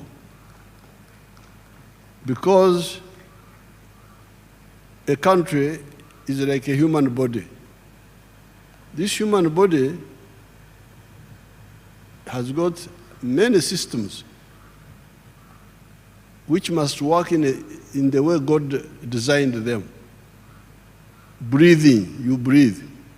There is a whole system, how you breathe. Blood circulation, there is a whole system of how the blood circulates. Seeing, there is a whole system how you see. Hearing, there is a whole system of how you hear. Each system is separate but coordinated by the command post, the brain. Eating, the whole system. Diverse, specialized, but coordinated. Now you cannot say that because I want to eat, I put the food in the ear. I put food in the ear that I want to put food in the ear. Or in the nose. No, the nose is not for food. Sometimes when you are in the hospital in a bad situation, they can pass for sometimes some of the food through the nose. But you can't stay like that for long. Food must be through the mouth and the throat and the stomach. The nose is for breathing. The ears are for hearing. This is how the country is. The road is for vehicles, and the sidewalks are for passengers. Can't you see that? The road is for vehicles and motorcycles. The sidewalks are for passengers. The market, if you want to sell, you sell in a shop or a market or a supermarket. But you now say, no, I want to sell on the roadside. Really, this is not for that. This is for walking. Then you get people supporting that they are politicians. Really sickening. The swamp is for water. Swamp is for water. It is not for Amayuni, not for Rumonde, not for Marukwang, no. It is for water. It's for water. And that swamp is a savior. We are here, we have been here for 4.5 million years.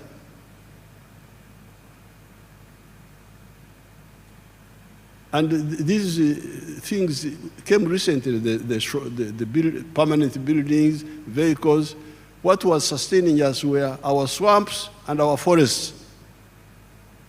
Even when our level of science was very low, not so much, the swamps and the forests kept us here, and the grass.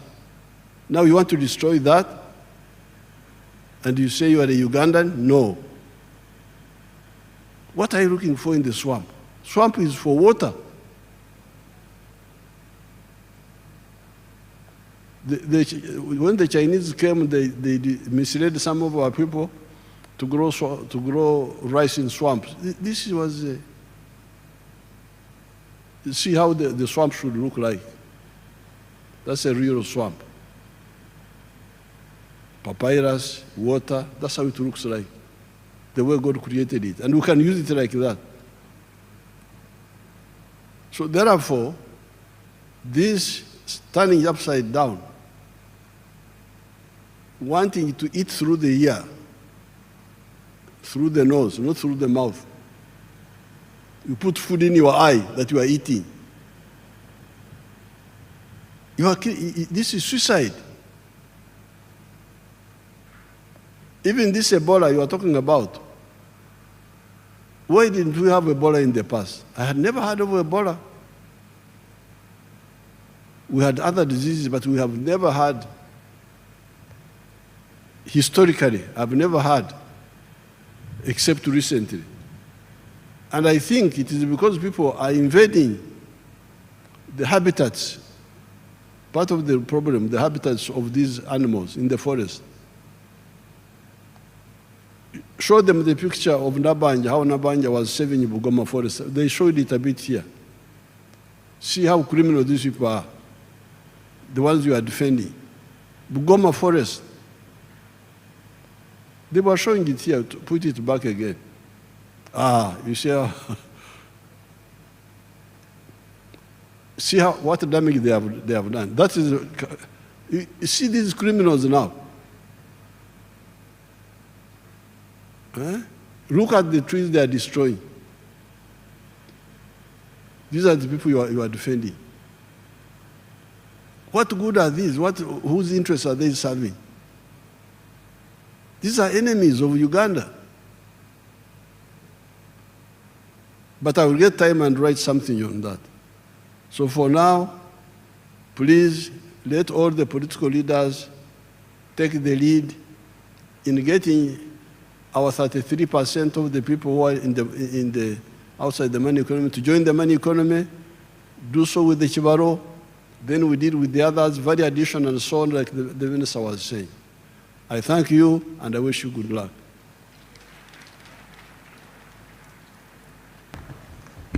Thank you, Your Excellency, for the successful delivery of the budget speech for the financial year 2026-2027. On behalf of Parliament, I pledge our commitment to effectively apply our mandate to realize all your progressive intentions for our beloved country and its gallant citizens. Adjournment.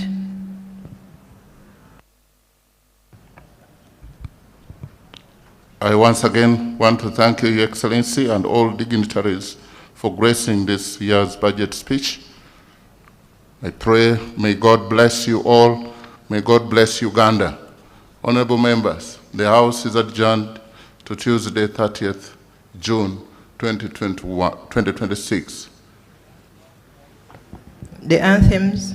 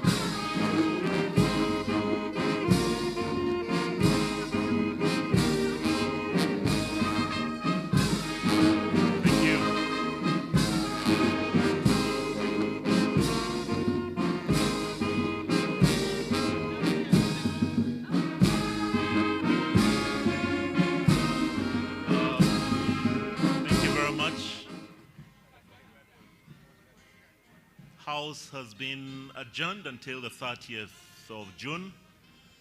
Honorable members, we ask that you kindly remain in your stead. Transport has been organized for you to drop you back at Parliament, and the transport is to the left-hand side of the main tent, close to the main ceremonial dais. So we'll kindly ask that you remain there as we wait for the departure from Kololo of His Excellency the President. The Right Honorable Speaker and Deputy Speaker of Parliament have been joined by the Vice President, the Prime Minister, and the Service Chiefs to see off His Excellency the President. His Excellency has already been thanked, as has the Minister for Finance, for the delivery of the budget speech for the financial year 2026-2027.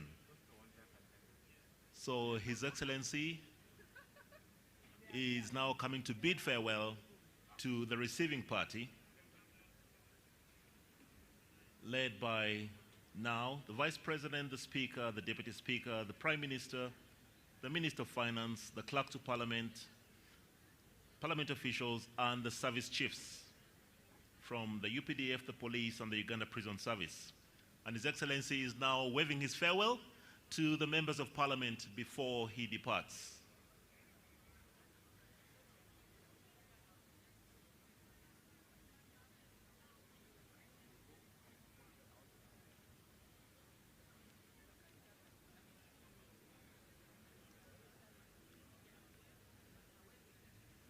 And of course, with the departure of His Excellency, the President, we expect that departures are going to be in reverse order. So if your vehicles are here, we ask that you kindly wait until our VVIPs have departed. Otherwise, for members of Parliament, transport is arranged for you. We have got buses and coaches at the far end of these grounds. So when you can, please make way. So the Speaker and the Deputy will now retire to the robing chamber to disrobe. And we congratulate them upon the completion of today's sitting.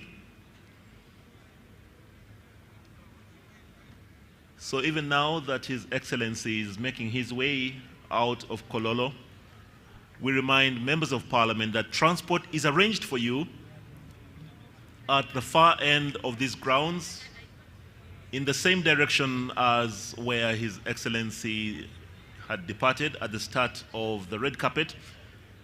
Beyond the flags, we have buses and coaches waiting for members of Parliament.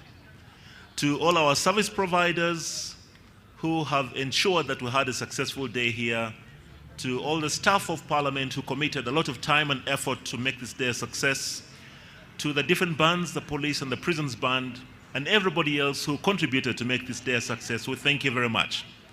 Have a lovely evening.